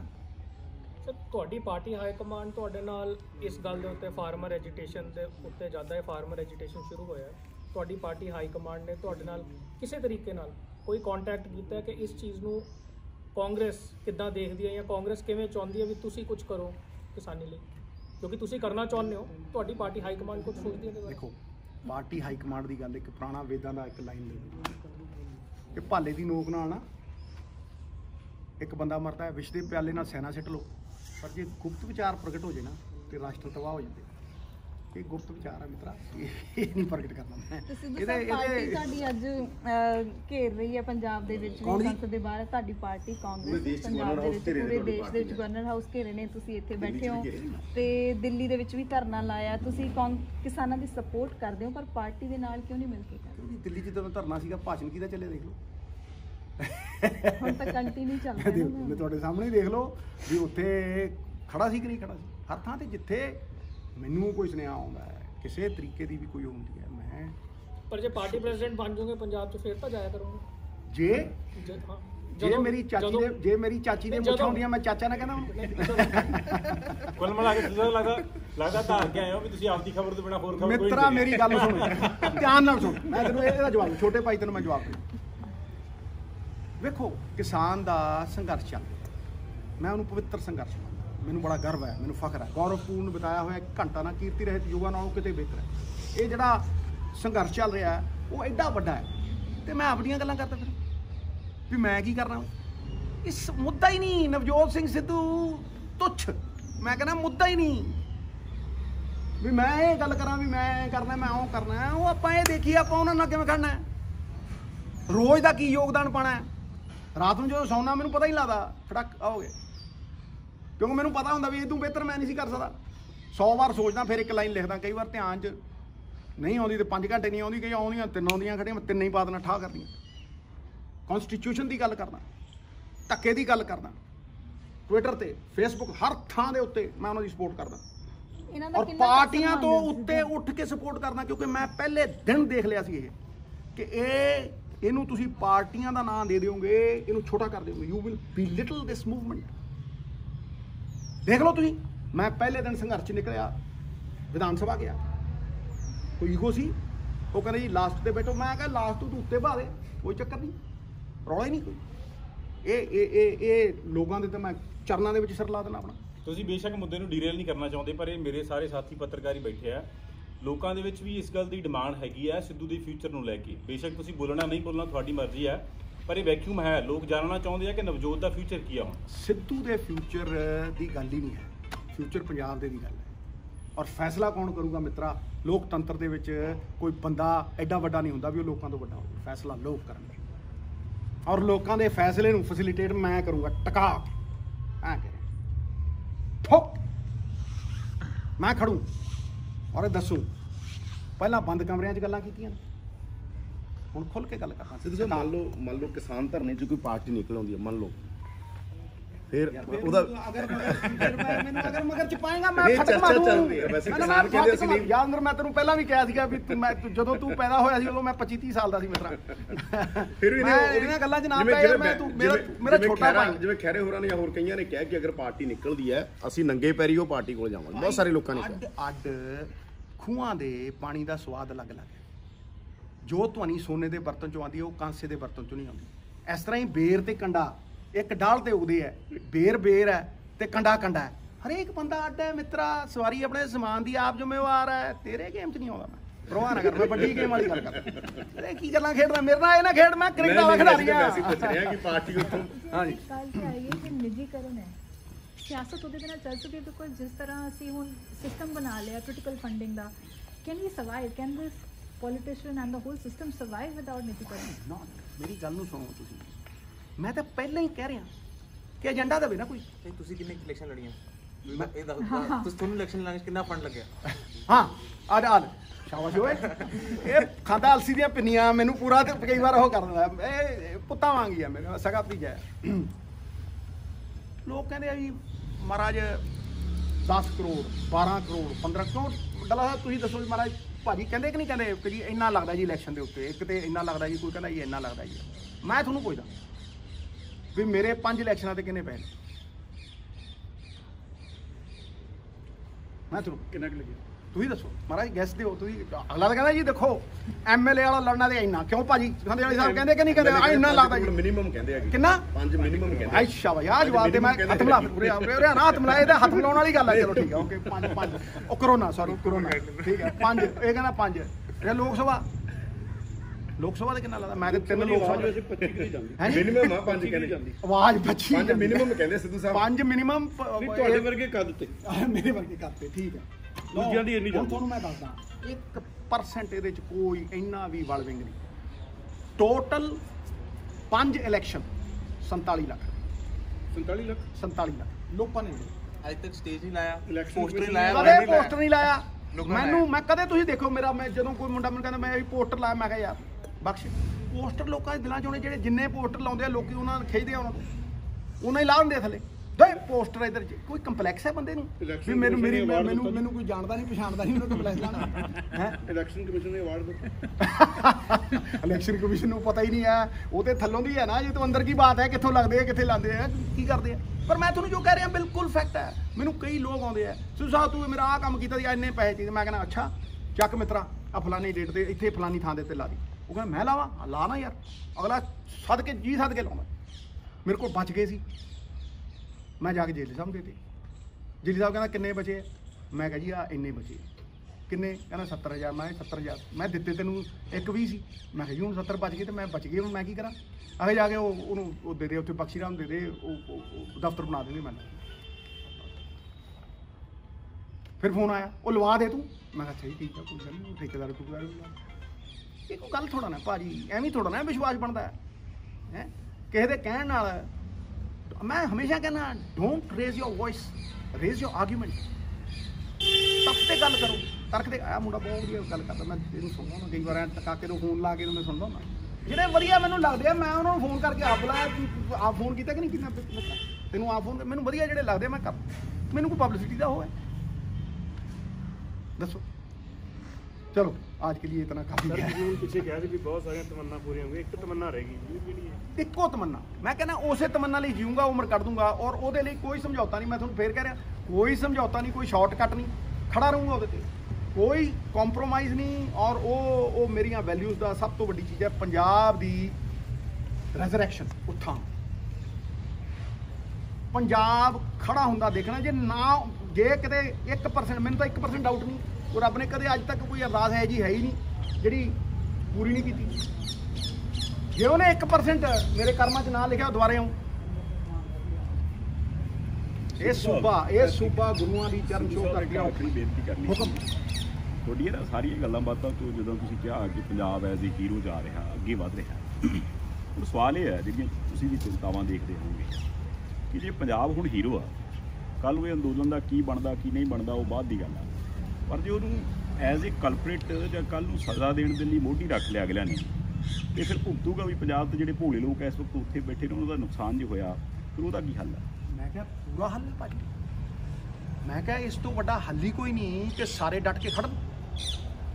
ਦੇਖੋ ਕੋਈ ਰੈਜ਼ਿਗਨੇਸ਼ਨ ਦੇ ਦੇ, ਕੋਈ ਇਹ ਦੇ ਦੇ, ਉਹ ਗੱਲ ਨਹੀਂ, ਲੜਨਾ ਪੈਣਾ ਭਾਜੀ, ਲੜਨਾ ਹੈ ਵੀ ਇਹਨਾਂ ਦੇ ਪੋਤੜੇ ਖੋਲੋ, ਇਹਨਾਂ ਨੂੰ ਆਵਾਜ਼ ਮਾਰੋ ਤੇ ਆਪਣੇ ਆਤਮ ਨਿਰਭਰ ਹੋਣ ਦੀ ਰਾਹ ਲੱਭੋ ਭਾਜੀ। ਕੋਈ ਦੇਖੋ ਮੇਰੀ ਗੱਲ ਨੂੰ ਸੁਣੋ, ਪੰਜਾਬ ਉੱਠਣਾ ਕਿਵੇਂ ਹੈ? ਕਿਸੇ ਏਜੰਡੇ ਤੇ ਉੱਠਣਾ ਨਾ, ਕਿਸੇ ਰੋਡ ਮੈਪ ਤੇ ਉੱਠਣਾ ਨਾ, ਕਿਸੇ ਪਾਲਿਸੀ ਤੇ ਉੱਠਣਾ ਨਾ। ਤੇ ਜੇ ਤੁਸੀਂ ਪਾਲਿਸੀ ਨਹੀਂ ਦਿਓਗੇ, ਇੱਕ ਦੂਜੇ ਨੂੰ ਗਾਲਾਂ ਹੀ ਕੱਢੀ ਜਾਓਗੇ ਤੇ ਇੱਕ ਦੂਜੇ ਨੂੰ ਉਂਗਲੀ ਚੱਕੀ ਜਾਓਗੇ, ਤੇ ਕਿੱਥੋਂ ਉੱਠਣਾ? ਫਿਰ ਤੁਸੀਂ 500 ਵਾਅਦੇ ਕਰ ਦਿਓਗੇ, ਫਿਰ 500 ਵਾਅਦਿਆਂ ਦੇ ਵਿੱਚੋਂ ਕੋਈ ਕਹੂਗਾ ਜੀ ਇੰਨੇ ਹੋ ਗਏ, ਉਹ ਕਹੂਗਾ ਜੀ ਇੰਨੇ ਹੋ ਗਏ। ਭਾਈ 10-12 ਗੱਲਾਂ ਕਰੋ। ਉਹ 10-12 ਗੱਲਾਂ ਦੇ ਵਿੱਚੋਂ ਮੈਂ ਕਹਿੰਦਾ 8 ਪੂਰੀਆਂ ਕਰ ਦਿਓ, 7 ਪੂਰੀਆਂ ਕਰ ਦਿਓ, ਲੋਕ ਜੈ-ਜੈਕਾਰ ਕਰਨਗੇ। ਨਹੀਂ ਨਾ ਸ਼ਹਿਰੀ ਭਾਜੀ ਮੈਨੂੰ ਇੱਕ ਗੱਲ ਦੱਸੋ, ਤੁਸੀਂ ਜਿਹੜੀ ਆ ਗੱਲ ਕਰ ਰਹੇ ਹੋ ਹੁਣ, ਜਿਹੜਾ ਬੋਲਦਾ ਹੈ, ਜਿਨ੍ਹਾਂ ਦੀ ਤੁਸੀਂ 2 ਜਣਿਆਂ ਦੀ ਗੱਲ ਕਰਦੇ ਹੋ, ਉਹ ਡਾਇਰੈਕਟਲੀ ਇੰਡਾਇਰੈਕਟਲੀ ਉਹਨੂੰ ਸੱਦ ਲੈਂਦੇ ਆ, ਚਾਹੇ ਈਡੀ ਦੇ ਥਰੂ ਸੱਦ ਲਿਆ, CBI ਦੇ ਥਰੂ ਸੱਦ ਲਿਆ, ਜਿਹਨੂੰ ਮਰਜ਼ੀ। ਹੁਣ ਤੁਹਾਡੇ ਆਪਣੀ ਪਾਰਟੀ ਦੇ MLA ਮਾਈਨਿੰਗ ਉਹ ਕਰਾਉਂਦੇ ਆ, ਇਲੀਗਲ ਲਿਕਰ ਮਾਫੀਆ ਉਹ ਚਲਾਉਂਦੇ ਆ, ਰੀਅਲ ਐਸਟੇਟ ਦੇ ਵਿੱਚ ਇਹਨਾਂ ਦਾ ਪੈਸਾ ਲੱਗਿਆ। ਫਿਰ ਇਹ ਪਾਲਿਸੀਆਂ ਕਿੱਦਾਂ ਬਣਾਉਣਗੇ ਬੰਦੇ? ਇਹ ਜਦੋਂ ਬਣਾਉਣਗੇ ਇਹਨਾਂ ਨੂੰ ਤਾਂ ਉੱਥੇ ਬੁਲਾ ਲਿਆ ਜਾਊਗਾ। ਹੁਣ ਤੁਹਾਡੇ ਨਾਲ ਹੀ ਆ ਉਹ ਵੀ। ਮਿੱਤਰਾ ਤੂੰ ਮੇਰੇ ਨਾਲੋਂ ਜ਼ਿਆਦਾ ਜਾਣਕਾਰ ਹੈ, ਮੈਂ ਇਹਦੇ 'ਚ ਕੀ ਕਹਿ ਸਕਦਾ? ਜੋ ਕਹਿ ਰਹੇ ਠੀਕ ਕਹਿ ਰਿਹਾ। ਮੈਂ ਕਿਹਾ ਫਿਰ ਪ੍ਰਿੰਸੀਪਲ ਨੂੰ ਫਿਰ ਪੁੱਛ ਰਿਹਾ ਤੂੰ ਉਹੀ ਗੱਲ। ਕਿਸਾਨ ਅੰਦੋਲਨ ਤੋਂ ਇੱਕ ਬੜਾ ਇੰਪੋਰਟੈਂਟ ਸਵਾਲ ਹੈ। ਬੜੀਆਂ NGO ਲੱਗੀਆਂ ਵੀ ਉੱਥੇ ਜਿਹੜਾ ਕੰਮ ਕਰ ਰਹੀਆਂ ਚੈਰਿਟੀ ਦਾ। ਖਾਲਸਾ ਏਡ ਵੀ ਉੱਥੇ ਜੁਟੀ ਵੀ ਹੈ, ਸੁਭਾਵਿਕ ਤੌਰ ਤੇ ਆ। ਖਾਲਸਾ ਏਡ ਨੂੰ ਬੜੇ ਨੋਟਿਸ ਵਗੈਰਾ NIA ਦੇ ਵੱਲੋਂ ਆ ਰਹੇ ਆ ਤੇ ਇਨਵੈਸਟੀਗੇਸ਼ਨ ਹੋ ਰਹੀ ਹੈ। ਤੁਸੀਂ ਇਸ ਵਰਤਾਂਤ ਨੂੰ ਕਿਵੇਂ ਵੇਖਦੇ ਹੋ? ਵੇਖੋ, ਜਿਹੜਾ ਬੰਦਾ ਸੱਚਾ ਸੁੱਚਾ ਹੈ ਨਾ ਔਰ ਇਸ ਮੂਵਮੈਂਟ ਦੇ ਨਾਲ ਖੜਾ ਹੈ, ਉਹ ਇਹਨਾਂ ਨੂੰ ਇੱਕ ਅੱਖ ਸੁਹਾਉਂਦਾ ਨਹੀਂ। ਉੱਥੇ ਫਿਰ ਇਹ ED ਨੂੰ, ਤਾਂ ਹੀ ਤਾਂ ਮੈਂ ਕਹਿੰਦਾ ਸੰਸਥਾਵਾਂ ਰਾਜਨੀਤੀਕਰਨ ਬਣ ਗਿਆ, ਗੁੱਡੇ ਬਣਾਤੀਆਂ, ਸਮਝਦੇ ਨਹੀਂ? ਉਹਨਾਂ ਨੂੰ ਫਿਰ ਇਹ ED ਲਾ ਦਿੰਦੇ ਆ। ਇੱਥੇ ਆੜਤੀਆਂ ਨੂੰ ਨੋਟਿਸ ਆਏ ਆ, ਦੱਸਿਆ ਕਦੇ ਪਹਿਲਾਂ ਆਏ ਸੀ ਨੋਟਿਸ ਆਏ ਹੈ? ਹੁਣ ਤੁਸੀਂ ਮੈਨੂੰ ਦੱਸੋ, ਖਾਲਸਾ ਏਡ ਤੋਂ ਉੱਤੇ ਜਦੋਂ ਖਾਲਸਾ ਏਡ ਸਾਰੀ ਦੁਨੀਆ ਦੇ ਵਿੱਚ ਆਪਣਾ ਪਰਚਮ ਫਹਿਰਾ ਕੇ ਭਲਾ ਕਰਦੀ ਹੈ, ਲੰਗਰ ਲਾਉਂਦੀ ਹੈ, ਲੋਕਾਂ ਦੇ ਭਲੇ ਕਰਦੀ ਹੈ, ਨਿਸ਼ਕਾਮ ਕਰਮ ਕਰਦੀ ਹੈ, ਉਦੋਂ ਕਦੇ ਕਹਿੰਦੇ ਹੈ? ਅੱਜ ਉਹ ਇਸ ਮੂਵਮੈਂਟ ਦੇ ਨਾਲ ਖੜੀ ਹੋ ਗਈ, ਮੂਵਮੈਂਟ ਨੂੰ ਸਪੋਰਟ ਕਰ ਰਹੀ ਹੈ। ਇਸ ਕਰਕੇ ਇਹ ਮੂਵਮੈਂਟ ਕਿਉਂ ਖੜੀ ਹੈ? ਕਿਸੇ ਨੇ ਰਿਅਲਾਈਜ਼ ਕੀਤਾ ਹੈ? ਉਹ ਭਾਈ ਉੱਥੋਂ ਕਿਸਾਨ ਆਏ ਸੀ, ਤਾਮਿਲਨਾਡੂ ਤੋਂ ਆਏ ਸੀ, ਹੋਰ ਆਏ ਸੀ, 2 ਦਿਨ ਨਹੀਂ ਖੜ ਸਕੇ, ਉਹਨਾਂ ਨੂੰ ਰੋਟੀ ਪਾਣੀ ਨਹੀਂ ਚੱਲੀ। ਬਾਂਗਲਾ ਸਾਹਿਬ ਰੋਟੀ ਖਾਂਦੇ ਸੀ, ਉਹ ਬਾਂਗਲਾ ਸਾਹਿਬ ਰੋਟੀ ਖਾਂਦੇ ਸੀ, 2 ਦਿਨ ਰੋਟੀ ਪਾਣੀ ਨਹੀਂ ਚੱਲੀ, ਵਿਚਾਰੇ ਹਤਾਸ਼ ਹੋ ਕੇ ਚੱਲ ਗਏ। ਜਜ਼ਬਾ ਉਹਨਾਂ 'ਚ ਸੀ। ਪੰਜਾਬੀ ਅੱਡ ਹੈ, ਪੰਜਾਬੀ ਕਹਿੰਦਾ ਲੱਗ ਗਿਆ ਇੱਥੇ ਹੁਣ ਕੱਢਤਾ ਮਿੱਤਰਾ। ਤੇ ਕੋਈ ਦੇਖੋ, ਇਹ ਮਾਰਸ਼ਲ ਕੌਮ ਹੈ, ਗੁਰੂ ਦੀ ਕੌਮ ਹੈ, 1.25 ਲੱਖ ਵਰਗਾ ਇੱਕ ਹੈ। ਮੈਂ ਮਿੱਤਰਾ, ਅਸੀਂ ਤਾਂ ਰੋਟੀ ਸਾਰਿਆਂ ਨੂੰ ਖਵਾਵਾਂਗੇ, ਲਾ ਜਾਓ ਤੂੰ ਸਾਰਾ, ਮੈਂ ਕਹਿੰਦਾ ਤੂੰ ਸਾਰਾ ਜਹਾਨ ਆ ਜੇ, ਅਸੀਂ ਖਵਾਵਾਂਗੇ।